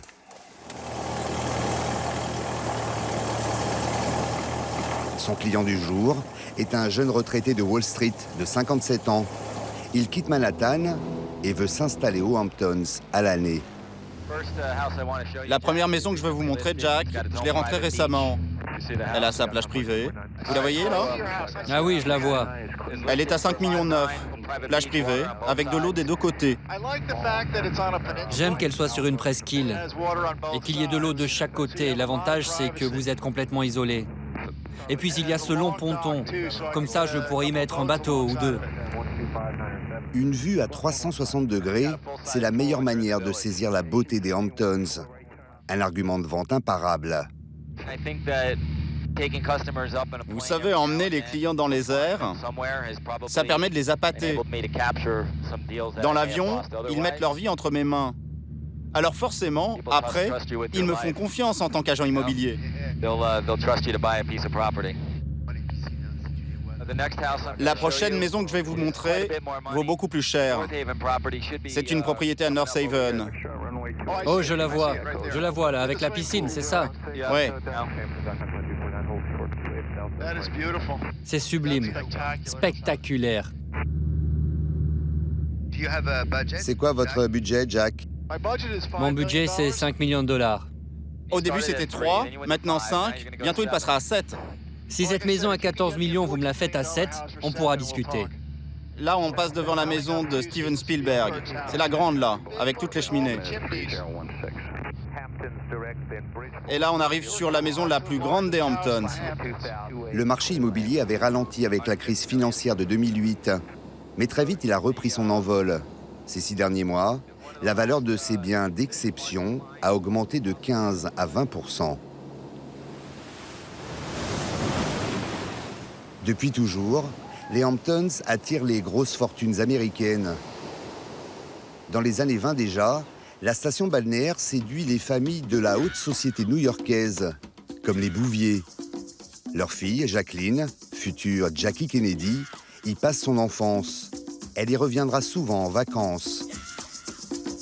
Dans les années 50, Marilyn Monroe y loue une ferme avec son mari, l'écrivain Arthur Miller. Dans les 70s, Mick Jagger et les Rolling Stones s'y amusent incognito, tout comme le roi du pop art, Andy Warhol. Une aura qui a aussi son revers pour les millionnaires new-yorkais. Chaque été, les Hamptons sont envahis par les curieux et les touristes qui viennent troubler leur quiétude. Pour échapper à la foule, les riches résidents ont leur refuge, des clubs très privés. Barbara a rejoint son mari, Keith, 65 ans, investisseur financier, patron d'un groupe pharmaceutique et grand amateur de golf. Nice shot. Very nice. Fantastic. Great shot. Merci. Sur le green, aucune fausse note n'est tolérée. Jean interdit. Polo bleu ou blanc exigé. On parie de l'argent pour le prochain trou? Yep. $10. $10 pour le meilleur. Aïe, aïe, aïe. OK. Allez, $1. Je n'ai même pas $10 sur moi. Pour faire partie des 180 membres du club, il faut débourser la bagatelle de $600 000. Mais Keith tient à préciser que même quand on est riche, tout ne s'achète pas. Pour pouvoir adhérer, il faut être coopté. Et nous avons un nombre limité de membres. Nous ne prenons de nouveaux membres que quand l'un d'entre nous s'en va pour une raison ou une autre. Je peux vous dire qu'on croule sous les demandes. Donc ce n'est pas facile de devenir membre rapidement. Ici, on cultive l'entre-soi, un cercle ultra sélect, à l'image des Hamptons, très traditionnel et essentiellement fréquenté par l'élite blanche protestante. OK, fallait prendre les... Certains clubs sont même interdits aux femmes. Wait for me. Elles n'ont le droit de jouer que le mardi après-midi. Un univers très fermé, dans lequel un Français a réussi à se faire une place, sans être millionnaire. Dans les Hamptons, Pierre Weber et sa 2 chevaux sont bien connus, même des policiers. Je me suis fait arrêter pour excès de vitesse. Non. Si. Je leur ai dit qu'il y avait du vent. Né en Alsace, issu d'une famille de pâtissiers, Pierre vendait des gâteaux à New York lorsqu'il a découvert les Hamptons. Les riches new-yorkais aiment la gastronomie française, mais ici, personne n'en proposait. Flairant le bon coup, Pierre achète alors un vieux restaurant, 215 000 €. 12 ans plus tard, il en a fait l'une des tables les plus courues de la région. Les week-ends d'été, jusqu'à 400 clients s'y pressent chaque soir. Qu'est-ce qu'ils viennent chercher ici chez vous, les Américains, les riches new-yorkais? Une atmosphère, un goût d'ailleurs. C'est pour eux, ils sont au sud de la France. La plupart de mes employés sont français, ils ne sont pas tous américains. Donc on est là, à mal parler l'anglais. Vous jouez de ça? C'est la French Touch. French Touch. French Touch, oui. Chez Pierre's, comme on dit ici, on ne sert que des classiques de la cuisine française. Homard au cognac. Ça, c'est la tarte flambée alsacienne. Là, on a un client qui l'a voulu sans les lardons. Bon, alors sans les lardons. Voilà, Bar aux asperges et poireaux, à la carte depuis 12 ans. Si je le retire, il me brûle le restaurant. Ici, l'addition moyenne s'élève à 70 € par personne. beaucoup moins cher que ce que ses clients sont habitués à payer à Manhattan.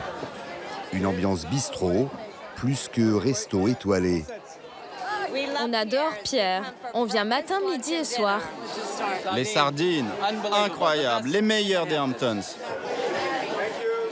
C'est peut-être cette simplicité qui attire régulièrement les stars, comme ce soir en terrasse, le top modèle Heidi Klum. Une autre célébrité a déjà dîné ici. Une star qui cet été est la sensation des Hamptons. Autour d'elle, un gros dispositif de sécurité. Pour l'approcher, une fouille comme à l'aéroport. Cet après-midi, Hillary Clinton dédicace ses mémoires dans cette librairie. Hillary est en vacances aux Hamptons. Ex-première dame, ex-secrétaire d'État, Madame Clinton est désormais en pré-campagne présidentielle. Elle enchaîne les dédicaces pendant près de 2 heures. Pas d'interview, elle n'est ici que pour rencontrer ses sympathisants.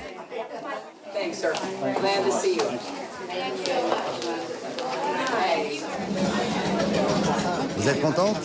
Je suis très contente. Elle est merveilleuse. Je crois que j'ai serré la main de la première femme présidente des États-Unis.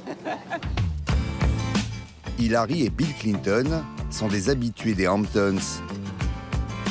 La plage, quelques sorties au restaurant, les vacances de monsieur et madame tout-le-monde. Enfin, presque. Pour louer ce cottage en bord de mer, le couple débourse quand même $100 000 pour 15 jours. Une maison cachée dans la forêt. Rien pour la signaler, à part cette voiture des services secrets bloquant l'entrée de la propriété. Derrière cette fenêtre, un homme fume le cigare. Impossible de savoir s'il s'agit de Bill Clinton. Impossible d'approcher davantage. On peut filmer la maison ? Désolé, c'est une propriété privée. Vous ne pouvez pas rester ici. Gentiment, mais fermement, on nous fait comprendre qu'il faut partir. Barbara ne s'est pas déplacée pour Hillary, la démocrate. Politiquement, ce n'est pas sa tasse de thé. De toute façon, ce jour-là, elle a tennis. No pussy, hold on. Elle donne des cours à son ami Michael Loeb. Parti de rien, cet homme de 58 ans a fait fortune dans l'édition et les médias. Aujourd'hui, il fait partie du club des multimillionnaires. Il a adopté leur mode de vie. Le tennis sur son cours privé, au pied de sa villa, forcément dans les Hamptons. Comme souvent ici, Barbara et Michael sont au départ des relations d'affaires. C'est elle qui m'a poussé à investir. Elle a beaucoup insisté et elle peut être très convaincante. C'est l'argent qui vous a fait devenir amis ? Non, parce que... On est amis parce que qui ne serait pas ami avec Barbara, hein ? Qui ne serait pas ami avec elle ? Il y a 10 ans, Michael s'est offert l'une des villas les plus imposantes de la région. Une résidence secondaire qui ressemble plutôt à un complexe hôtelier, avec des employés de maison, un chef personnel en cuisine, mais aussi des dizaines de chambres et des murs tapissés d'œuvres d'art contemporain. Si vous regardez à travers cette boule, ça devient un Picasso. C'est 2 filles qui courent sur la plage. Le millionnaire s'est même offert un petit plaisir très personnel. Venez, je vais vous montrer un truc marrant. J'en suis très fier. J'éteins la lumière. Vous êtes prêts ? Vous voyez, ce sont des poissons fossilisés. Je prends ma douche avec des poissons qui ont 300 millions d'années. Je les ai fait mettre dans la salle de bain parce que je me suis dit que ce serait sympa. Un appartement à Manhattan, une maison dans les Hamptons, Michael pratique aussi un autre grand must des riches Américains, les charities, des soirées de gala au profit d'associations humanitaires. Un été sur deux, il accueille autour de sa piscine des invités qui payent une fortune pour dîner. Une façon de se retrouver en bonne compagnie, tout en se donnant bonne conscience. Aux États-Unis, beaucoup de gens riches, des gens qui ont réussi, ressentent l'obligation de rendre à la société ce qu'ils ont gagné. En même temps, les charities, c'est intéressant fiscalement, parce que vous avez droit à une réduction d'impôts. Même pour les plus fortunés, l'été touche à sa fin. Mardi, Barbara reprend le travail, mais elle reviendra chaque week-end jusqu'à la fin de l'automne. Ensuite, ce sera direction les Caraïbes, où elle possède une autre villa.